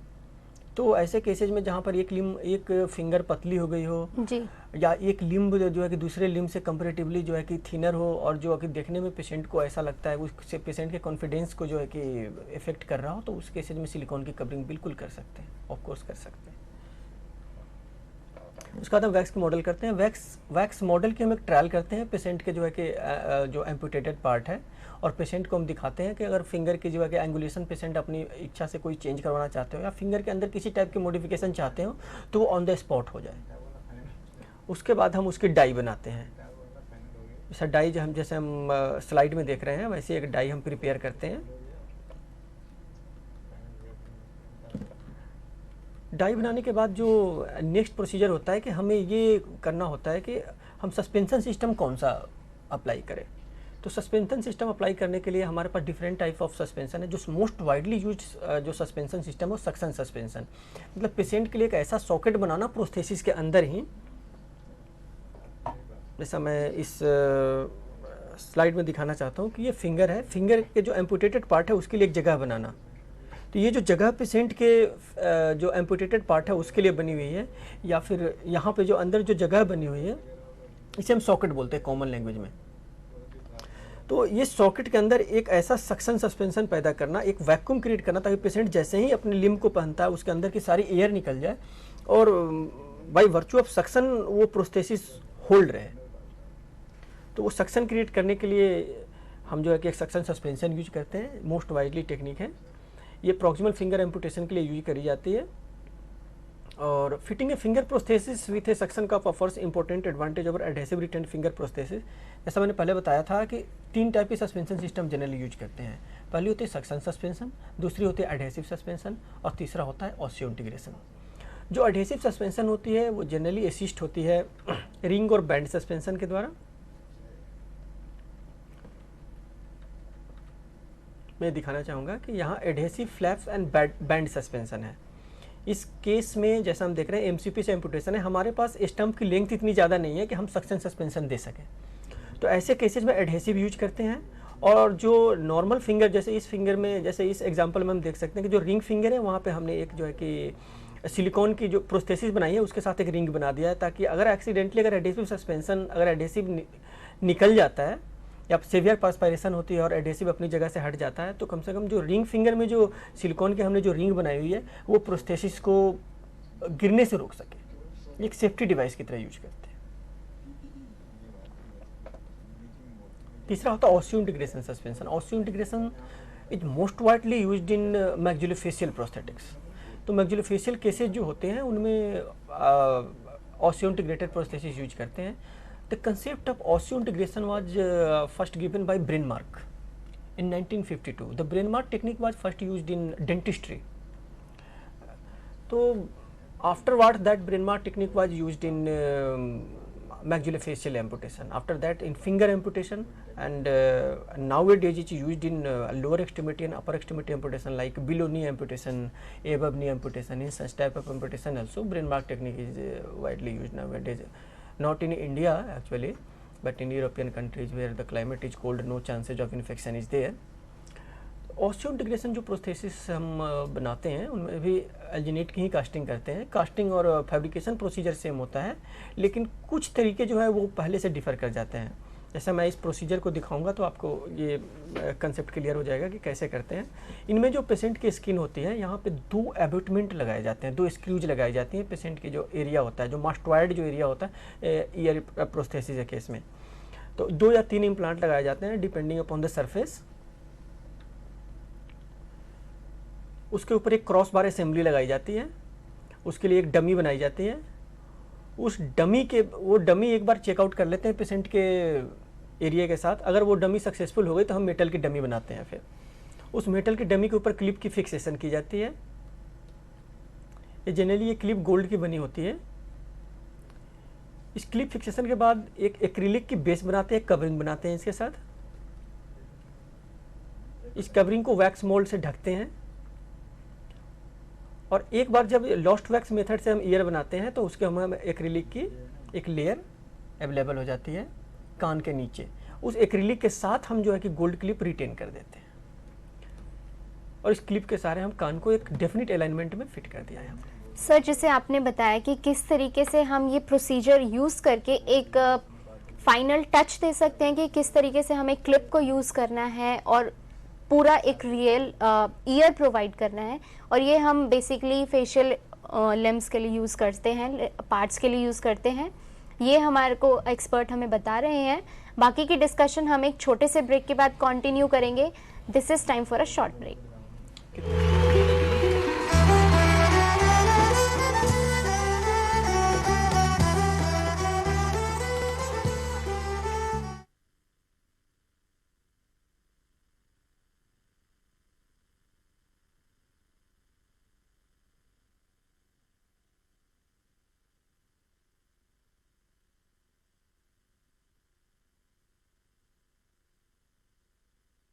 The state of knowledge exists.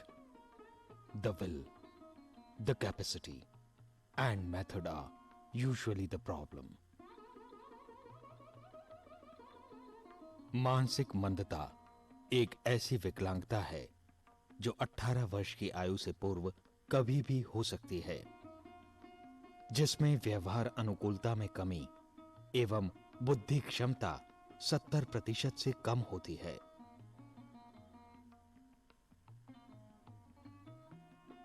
Alone we can do so little. Together we can do so much. भारतीय पुनर्वास परिषद द्वारा देश भर में पंजीकृत केंद्र इस बात को प्रमाणित करते हैं। NIMH प्रादेशिक केंद्र नई दिल्ली एक ऐसा ही केंद्र है जहां छात्रों को प्रशिक्षण दिया जाता है।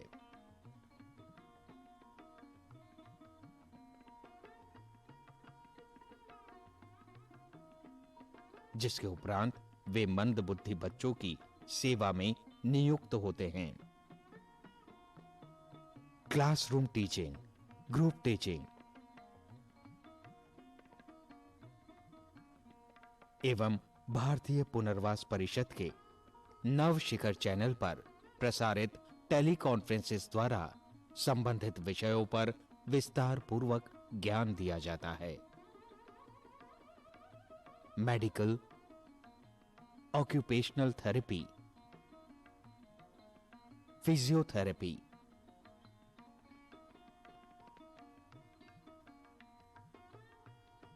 स्पीच थेरेपी,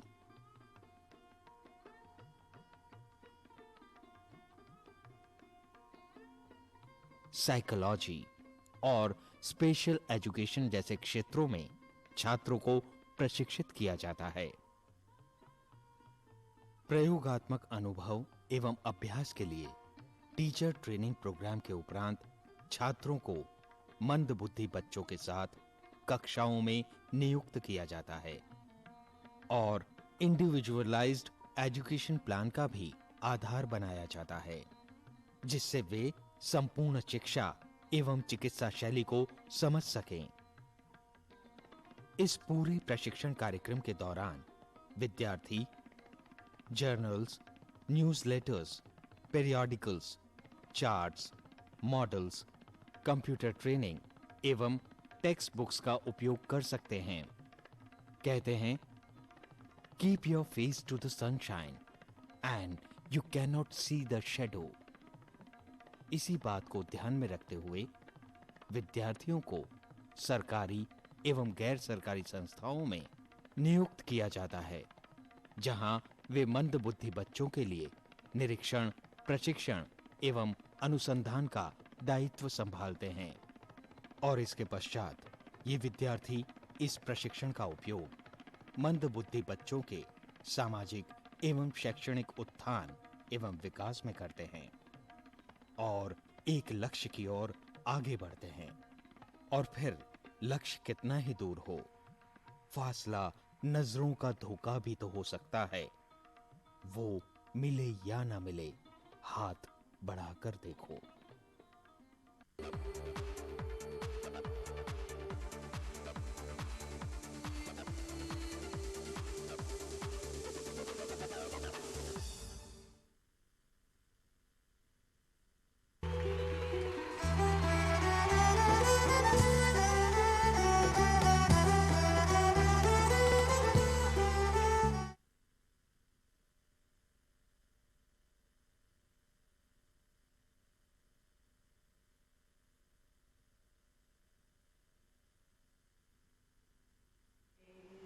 हम होंगे कामयाब, हम होंगे कामयाब, हम होंगे कामयाब एक दिन।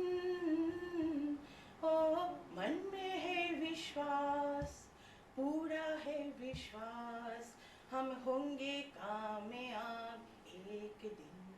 We shall overcome, we shall overcome, we shall overcome someday.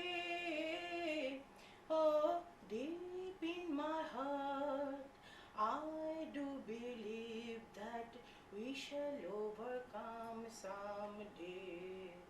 We shall overcome someday. We shall overcome someday.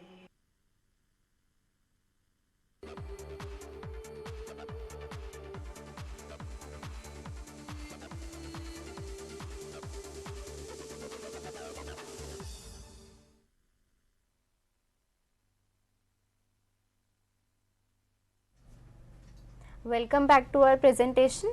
हमने अभी तक के अपने सेशन में डिस्कस किया कि किस तरीके से हम सिलिकॉन को यूज़ कर सकते हैं, डिफरेंट टाइप्स के सिलिकॉन होते हैं।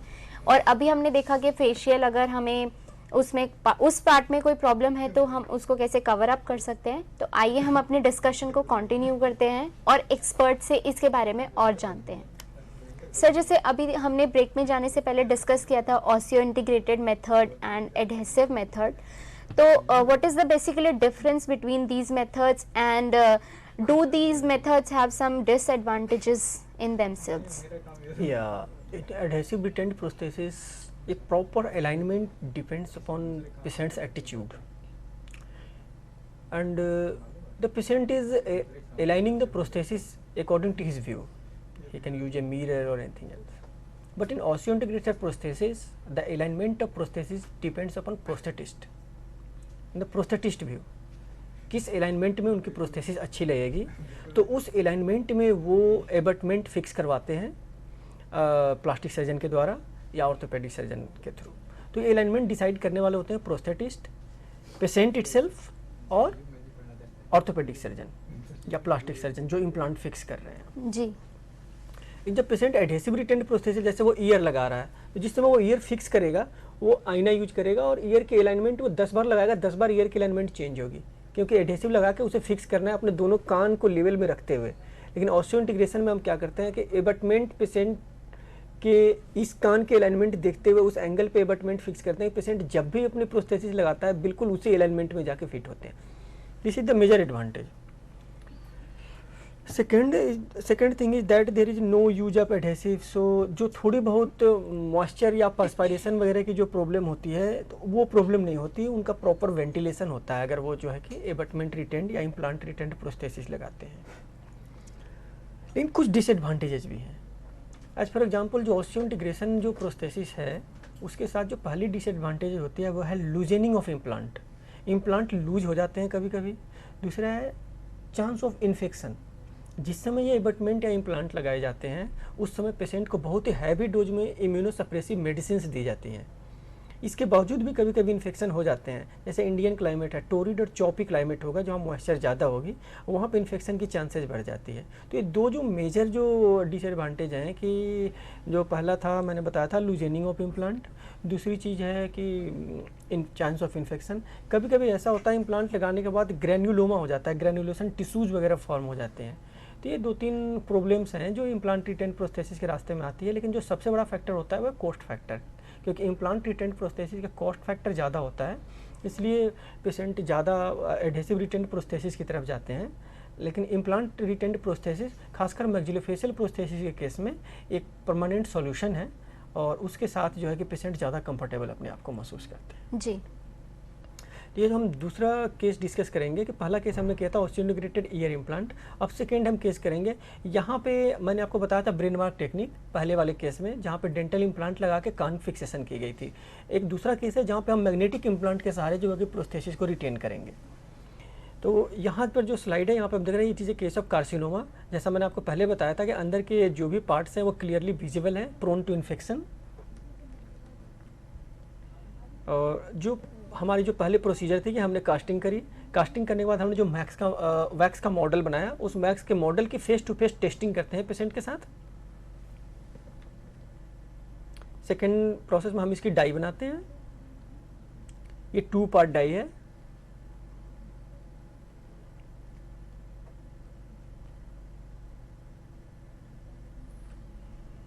यहाँ पे हम सिलिकॉन फिलअप करके फाइनल प्रोस्थेसिस बना रहे हैं।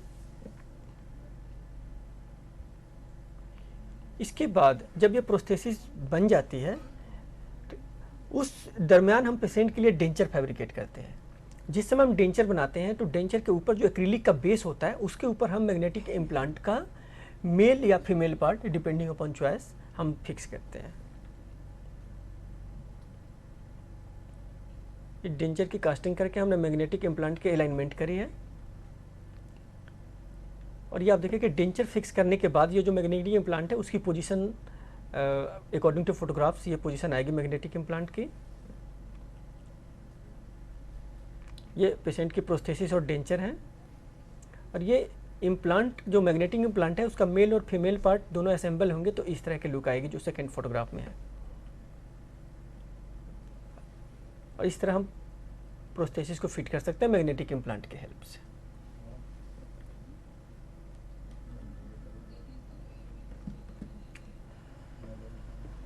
सो sir that was the final application of that substance कि हमने किस तरीके से depending on the male and female requirements and we have individual differences, तो हम उसको एक फाइनल टच कैसे दे सकते हैं। जी सर जैसे आपने बताया कि मेजर हमारे डेटरेंस होते हैं और हम डेंचर भी बनाते हैं, उसमें मैग्नेटिक भी इंडक्शन करते हैं, तो वो किस तरीके से हो सकते हैं और उनके क्या सॉल्यूशंस हैं। ये किसी भी प्रोस्थेसिस को बनाते समय किसी भी चीज़ की फैब्रिकेशन में टेक्निकल प्रॉब्लम्स आती हैं। उस प्रॉब्लम्स को जब हम ओवरकम करते हैं दैट इज ए इनोवेशन। जी। एक जनरल सी सेइंग है imagination is the mother of any inventions. तो ये जो इमेजिन करना, जो भी प्रॉब्लम्स हमारे ड्यू कोर्स आती हैं, कि सिलिकॉन प्रोस्थेसिस में अगर हम कहें the whole science of silicone prosthetics, the whole science of fabricating a cosmetic prosthesis is called anaplastology, and the person who is fabricating silicone prosthesis is called anaplastologist. तो इनके अपनी कोर्स है, अब इनकी अपनी स्टडी है, लेकिन इसके बावजूद भी प्रॉब्लम्स आती रहती हैं।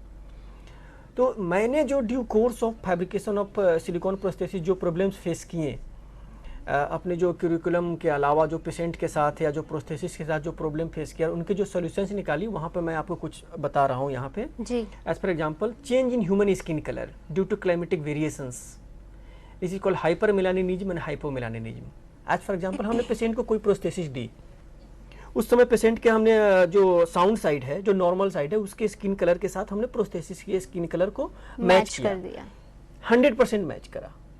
ठीक है, वो टाइम था जाड़े का दिन, कोल्ड क्लाइमेट था, अल्ट्रावायलेट रे उतनी स्ट्रांग नहीं थी।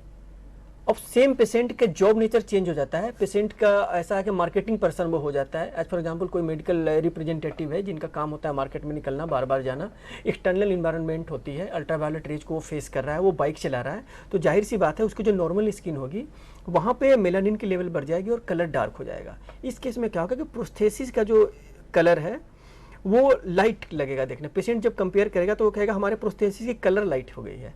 जी नहीं, प्रोस्थेसिस की कलर लाइट नहीं होती, कलर डार्क हो जाते हैं उनके स्किन का, वो क्लाइमेटिक सिचुएशंस के चेंजेस के वजह से। और ऐसा होता है कि किसी जो है कि जो पर्सन बहुत ज़्यादा जो है कि एक्सटर्नल क्लाइमेट में घूमता हो और वैसे पेशेंट की हमने प्रोस्थेसिस कलर मैचिंग करी और वो पेशेंट जो है कि बाद में फिर ऐसे जगह पे काम करने लगता है जहाँ पे होल टाइम एसी चल रहा हो, जहाँ पे उसे धूप का सामना नहीं करना होता, अल्ट्रावायलेट रेज का सामना नहीं करना होता, उस केस में उनकी स्किन कलर फेयर हो जाती है, तो कहते हैं प्रोस्थेसिस हमारी डार्क हो गई। तो इसके तो प्रोस्थेसिस डार्क नहीं होती, उनका स्किन कलर जो नॉर्मल साइड का है वो लाइट हो चुका है, जी। अब उन्हें प्रोस्थेसिस डार्क लग रही है। तो यहाँ पे ये मुझे प्रॉब्लम शुरू में बहुत ज़्यादा फेस करना पड़ा कि हर साल भर के बाद पेशेंट मेरे पास आते कहते हैं हमारा तो स्किन, ये तो हमारा प्रोस्थेसिस डार्क हो गया है। मैंने कहा भाई प्रोस्थेसिस डार्क नहीं हो गया है, आपकी स्किन कलर जो है कि लाइट हो गई है, इसलिए आपको प्रोस्थेसिस डार्क लग रहा है। तो यहाँ पे हमने जो है कि फिर कहा कि हमने एक्सट्रिंजिक एप्लीकेशन ऑफ कलर किया विद जाइलिन। जाइलिन एक सिलिकॉन सॉल्वेंट है, उसके साथ हमने कलर का स्प्रे करना शुरू किया प्रोस्थेसिस के ऊपर, उससे हम 5% तक पेशेंट की कलर को चेंज कर सकते हैं। जो सेकेंड मैंने प्रॉब्लम फेस करी वह fading of colours in silicon prosthesis. ये सिलिकॉन एक 5 साल 6 साल के पीरियड के बाद सिलिकॉन प्रोस्थेसिस का जो कलर होता है वो फेडिंग शुरू हो जाती है। तो इसका हमने सोल्यूशन निकाला कि सिलिकॉन के ऊपर जो हम कलर करते हैं उस टेक्निक के बदले मैंने एक ऐसा टेक्निक निकाला कि हम क्यों ना हम जो सिलिकॉन के ऊपर जो कलर करते हैं प्रोस्थेसिस बनाने के बाद हम सिलिकॉन के साथ ही कलर को मिक्स कर दें ताकि कलर फेडिंग ही नहीं हो। तो आप देखोगे यहाँ पे मैंने जितने भी प्रोस्थेसिस आपको दिखाए हैं इन सब में हमने सिलिकॉन को ही पूरी तरह कलर किया हुआ है। यहाँ पे आप देखो ये सिलिकॉन को ही कलर किया हुआ है, हमने सिलिकॉन के प्रोस्थेसिस बनाने के बाद ऊपर से पेंटिंग नहीं करी है, अंदर से ही कलर करी हुई है। तो इंटरनल पिगमेंटेशन हमने किया है, पूरे सिलिकॉन की पिगमेंटेशन करी है। और फाइनल प्रोस्थेसिस के ऊपर ये जो आप देख रहे हैं ये जो चमक है ये सीलेंट की चमक है। इसको हमने पूरे प्रोस्थेसिस को जो है कि सिलिकॉन सीलेंट के साथ सील करा हुआ है ताकि अंदर की कलर जो है कि एक्सटर्नल एनवायरनमेंट में फेडिंग नहीं हो। तो इस फेडिंग को रोकने के लिए सीलेंट यूज किया हुआ है। तो ये चमक कुछ दिनों तक ही होती है, ये चमक जब चली जाती है फिर भी सिलिकॉन का एक जो है कि सील की कवर होती है इस प्रोस्थेसिस के ऊपर में, तो ये प्रोटेक्ट करती है कलर को फेड करने से। और जो मेजर मैंने प्रॉब्लम फेस किया हुआ है हेयर फॉल। मैं प्रोस्थेसिस बनाता हूँ उसमें हेयर्स वगैरह लगाता हूँ और हेयर फॉल कर जाते हैं। तो इस हेयर फॉल को रोकने के लिए हमने जो हेयर जो हम जहाँ पे इम्प्लांट करते हैं उसके बेस पे हमने जो है कि सिलिकॉन सीलेंट को यूज करना शुरू किया है जो हम कलर को फेड करने के लिए रोकते हैं। अब हम आते हैं मैक्सिलोफेशियल प्रोस्थेसिस में। तो मैंने आपको 2 तरह के प्रोस्थेसिस बताए थे। पहला हमने बताया था डेंटल इम्प्लांट के सहारे मैक्सिलोफेशियल प्रोस्थेसिस को लगाना, दूसरा हमने बताया था मैग्नेटिक इम्प्लांट के सहारे। यहाँ पे एक ये गॉनशॉट इंजरी का केस है और इसमें मुझे फेस करना पड़ा था ब्लेंडिंग ऑफ मार्जिन को कैसे ब्लेंड करें। तो इस केस में हमने पॉलीयूरेथीन के इनकैप्सुलेंट को यूज किया सिलिकॉन के एजेज पे। चूँकि पॉलीयूरेथीन एक ऐसा मटेरियल है जिसे हम जो है कि 1 mm का 10th पार्ट तक जो है कि उसे जो है कि उसके एज को जो है ये कर सकता है, वो अपनी स्ट्रेंथ मेंटेन करके रखता है। तो हमने सिलिकॉन की जो प्रोस्थेसिस बनाई उसके एजेज पे पेशेंट के स्किन कलर के पॉलीयूरेथीन की कवरिंग यूज करी है ताकि हम पूरी तरह से जो है कि इसके मार्जिन को पेशेंट के स्किन के साथ ब्लेंड कर सकें। सर ये जैसे अभी तक हमने बात करी डिफरेंट प्रोस्थेटिक्स एंड ऑर्थोटिक्स के बारे में और उनके पार्ट्स किस तरीके से हम यूज़ कर सकते हैं, ये तो सब हमने डिस्कस किया एक एनाटॉमिकल पोर्शन के तौर पे, but it has also the physiological part. क्योंकि हमें पता है कि एनाटॉमिकल पार्ट तो हमने प्रोवाइड कर दिया एक इंडिविजुअल को, बट उसका एक फंक्शनल यूसेज भी होना चाहिए इंडिविजुअल को, ताकि वो इफेक्टिवली उसको यूज़ कर सके अपने डेली कोर्स के लिए और बाहर अपने प्रोफेशनल के लिए भी। तो what can be the different functions that a person can use? It's a good question. ये फंक्शन पेशेंट जब हमारे पास आते हैं तो उनका प्राइम फंक्शन होता है, प्राइम जो उनका क्वेश्चन होता है कि आप ये सिलिकॉन तो फिंगर तो बिल्कुल हमारी ओरिजिनल बन जाएगी, क्या उसमें कुछ फंक्शन हो सकता है? जी, there are different possibilities function के रिगार्डिंग। जो हमारी बड़ी प्रोस्थेसिस होती हैं, जैसे above elbow amputation, below elbow amputation, wrist amputation, above knee, below knee, इन सारे केसेज में फंक्शन पॉसिबल हो पाता है। फंक्शन इसलिए पॉसिबल हो पाता है क्योंकि हमारे पास जो है कि एक एम्पुटेटेड पार्ट को फंक्शनल बनाने के लिए जो मशीनरीज होती हैं, जो माइन्यूट पार्ट्स होते हैं, उनके लिए हमारे पास जगह बची होती है, तो हम वहाँ पे, लेकिन फिंगर जैसे एम्पुटेशन में फंक्शन देना तो पॉसिबल है, लेकिन उस फंक्शन को बहुत समय तक मेंटेन करना मुश्किल है, क्योंकि हमारी जो मैक्सिमम फंक्शन होती है फिंगर के केस में वो 3 जॉ चक पिंच होती है, तो हमारे हाथ में बहुत ही ज़्यादा स्ट्रेंथ होती है, उस वो पिंच होती है। लेकिन एक सिंगल फिंगर में अगर हम फंक्शन देते हैं तो हम वहाँ पर केवल फ्लेक्शन और एक्सटेंशन फिंगर की दे सकते हैं, इसमें कुछ पिंच भी दे सकते हैं, लेकिन उस एक्सटेंट तक नहीं दे सकते जो हम पूरे नॉर्मल 3 जॉ चक पिंच में जो हम अनुभव करते हैं। जी, एक बहुत ही छोटा सा पार्ट होता है। तो ये फंक्शन भी वास्तव में ऐसा होता है कि it's a just show off कि फिंगर आपकी मूव कर रही है और फिंगर के साथ, फिंगर की मूवमेंट हो रही है और फिंगर के साथ, लेकिन ये कोई बहुत ही हैवी फंक्शन या हैवी लोड, अगर हम कहें कि अगर हम फंक्शनल फिंगर बनाते हैं तो 2 पाउंड की जो है कि हम जो है कि वेट उठा सकते हैं, लेकिन हम चाहें कि हम जिस तरह से प्रोस्थेटिक जो हैंड होते हैं उसके साथ हम 15 पाउंड की जो वजन उठाते हैं वो 15 पाउंड के वजन नहीं उठा सकते इस फिंगर के साथ। तो इसका मतलब कि हम इसमें एक फंक्शनल फैक्टर भी ऐड करेंगे क्योंकि वो बहुत ज़्यादा इम्पॉर्टेंट है। सर, जैसे हमारे डेली वर्क होते हैं कि हमें डिफरेंट ग्रास्प यूज़ करते हैं कि लाइक हमने स्फेरिकल चीज़ पकड़नी है या हमने जैसे एक सूटकेस पकड़ना है, तो उसके लिए हम इस तरीके से अपने हैंड को यूज़ करते हैं, और इस तरह के यूज़ करने के साथ साथ एक हमारा वेट बियरिंग फंक्शन भी उसमें एडेड होता है। तो क्या इतनी स्ट्रेंथ उस लिम्ब में प्रोवाइड की जा सकती है कि वो वेट उठा सके? ये जनरल यूज में सबसे ज़्यादा जो हम जो ग्रेस्प यूज करते हैं वो है 3 जॉ चक पिंच, उसके बाद होती है सिलिंड्रिकल ग्रेस्प, स्फेरिकल ग्रेस्प होती है। आप जो सूटकेस उठाने के लिए हम हुक ग्रेस्प का यूज करते हैं। तो ऐसा है कि 3 तरह के फंक्शन दी जा सकती है। पहला होता है एक्टिव फंक्शन। एक्टिव फंक्शन में हम पेशेंट को जो है कि ऐसा प्रोस्थेसिस देते हैं जो उनके जो है कि रिफ्लेक्स एक्शन से कनेक्टेड होता है, वो मायोइलेक्ट्रिक प्रोस्थेसिस बोलते हैं। मायोइलेक्ट्रिक प्रोस्थेसिस में क्या होता है कि पेशेंट की जो रिफ्लेक्स एक्शंस होती हैं, पेशेंट की जो कॉन्ट्रैक्शन होती है मसल्स की, जो फ्लेक्शन एंड एक्सटेंशन ग्रुप की जो कॉन्ट्रैक्शन होती है, उसके सहारे जो है कि हैंड की ओपनिंग और क्लोजिंग होती है या फिंगर फ्लिक्स और एक्सटेंड करता है। दूसरा होता है cable controlled mechanical function. Patient अपने एक केबल लगाते हैं और पेशेंट अपने कंधों के मूवमेंट से अपने हैंड की ओपनिंग और क्लोजिंग कंट्रोल करता है। और तीसरा होता है पैसिव फंक्शन।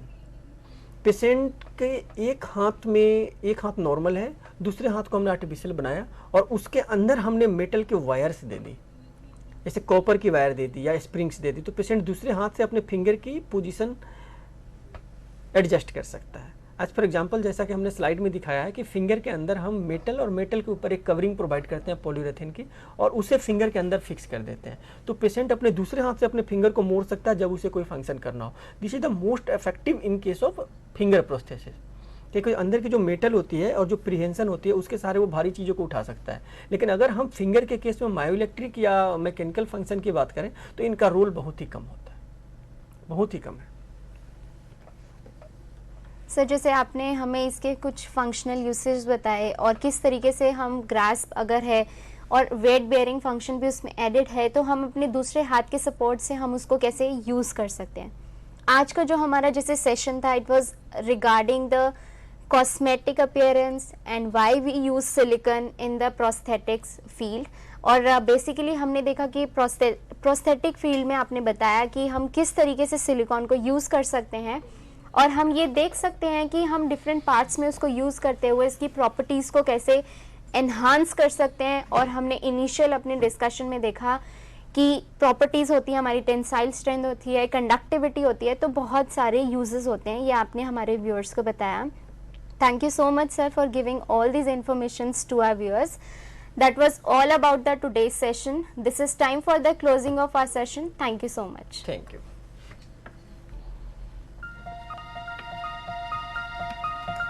Sir,